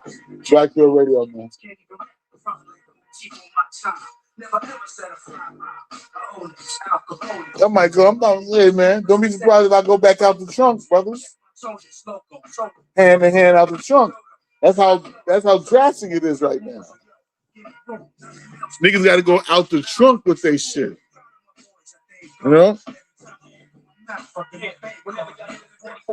Just let it be known. This is my word. I give my own to the death of me homes. Now 7, we doing whatever it takes to make the most money. Doing drugs, even service. We take your money. It's off the hook. Don't Black Hill Radio. Never act. Never act. I never act. Never pass. Never back. Squeeze. Took me back. When your lungs come back, it's hard to breathe. I can't get possibly stop me. I'm approximately bringing overhead. I'm about to double it. What the fuck? Yeah. Black Hill Radio, man. Yeah, man, it's getting real out here in the streets, man. 2030's upon us, almost. Black Hill Radio, man. We are outside. I'm tired of hearing about that bitch. But we are outside. This is Black Hill Radio. I think it's gonna be the last song right here. we're gonna end it off, man. I'd like to thank everybody who tuned in, man. You know. Shouts out to everybody who tuned in. This is Black Pill Radio. And we're gonna end it on Notorious B.I.G. featuring the Locks. Shouts out to everybody who joined Black Pill Radio, man. You know what I'm saying? Shouts out. Everybody, man. Shouts out, man. Everybody who joined the stream tonight, man. Shouts out to the Invisible Man, man. Shouts out to Ella Yahweh Da 444, man. Shouts out to EC 3328, man. You know, Life of Solitude, shouts out, man. X2E, man. You know what I'm saying? Chris G in the check-in, man. Shout out to Chris G, man. You know what I'm saying? That's how we do it, Black Pill Radio, man. We outside. I think I got everybody, I'm not sure. Nah, I ain't getting my man, his son came in last, hold on.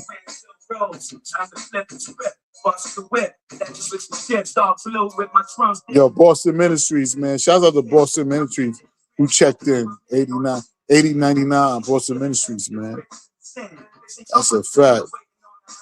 Boston Ministries, man. Matrix Deacon. Shout out to Matrix Deacon straight out of DC, man. For checking in, man. It's Black Pill Radio, man. Yeah, man. Black Pill Radio, man. And shout out to everybody who want to listen to this broadcast in the future.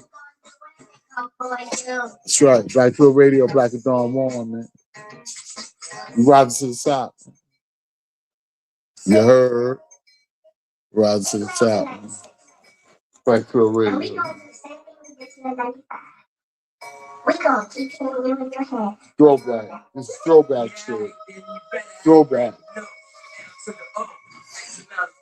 Ain't nothing changed but the rain since I got the F.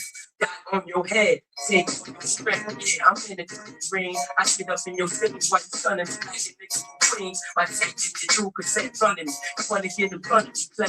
You can't get none of me. Better off gunning me with hot slugs, summoning me. But not both thumbs. Something, bitch. When you want it now, it's late. I get mine and slide like a fresh gates. With my expected fall, on take a bricks. Niggas make it stick. So we roll, make it stick. Up and off, we watch the minute. And the cuts of bed. Interrupt the minute. I was back to bread. Then, ain't that something? All back to front. What you gonna do? Nothing. So let's keep things rationalized. Everything I write for the nationalized. I'm into getting money, twisting honey. Niggas find coops like you on the stoop looking funny. I'm a scorer. Shorty love the whole aura. But she wasn't gonna laugh. That's why I never call her. It's all about good lips and fat nicks. Gas with bag clips. TVs in your whips. I sound tight like Dottie when I touch you. Seasons tight. Versace joints with the bubble. Get the facts. I'm trying to get the beamer with the hatch. Hot one for my man. So I shit's match. Running around on crazy. Twisting honey's back. Breaking niggas that come again in small stacks. Really Black Pill Radio, man. It's about to end this, man. Black Pill Radio. It's been a dope stream tonight, man. Catch it on the replay, you know what I'm saying? Share donation, man. Don't hate, donate, man. Dr. Inner shit. All these niggas to make a fuck, I ain't trying to get stuck. Donate, man.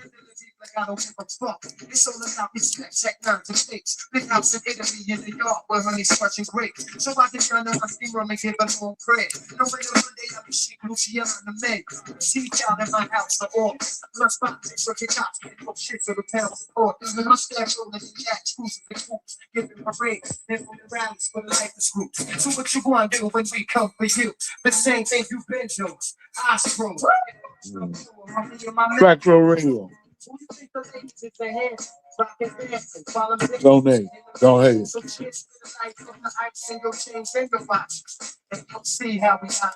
I'll probably pop up in a couple more days for another live, man.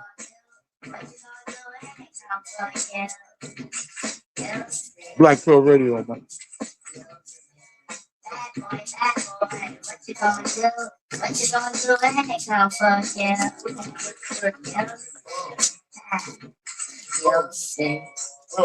Niggas talking, but ain't living it. Crystal, slipping in all acts and shit. Niggas don't snitch.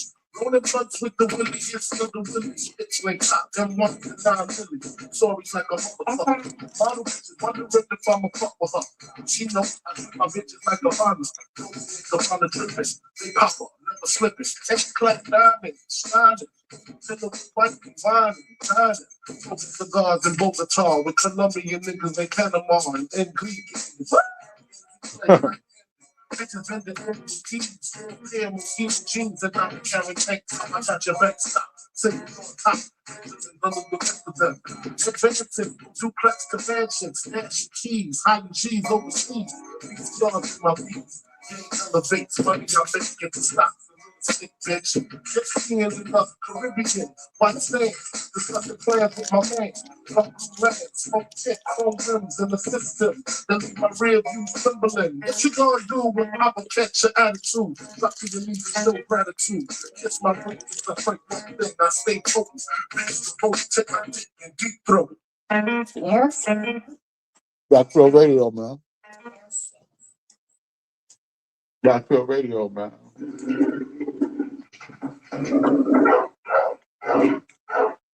Black Pearl Radio, man. As your biscuit papers and props over holes up in skyscrapers and condominiums overlooking our front tables. New York City, the only way to place. Black Pearl Radio, man. I'm out. Till next time. Y'all niggas be safe out here in these streets. Keep your head on the swivel, man. It's Black or Digital. I'm out, man.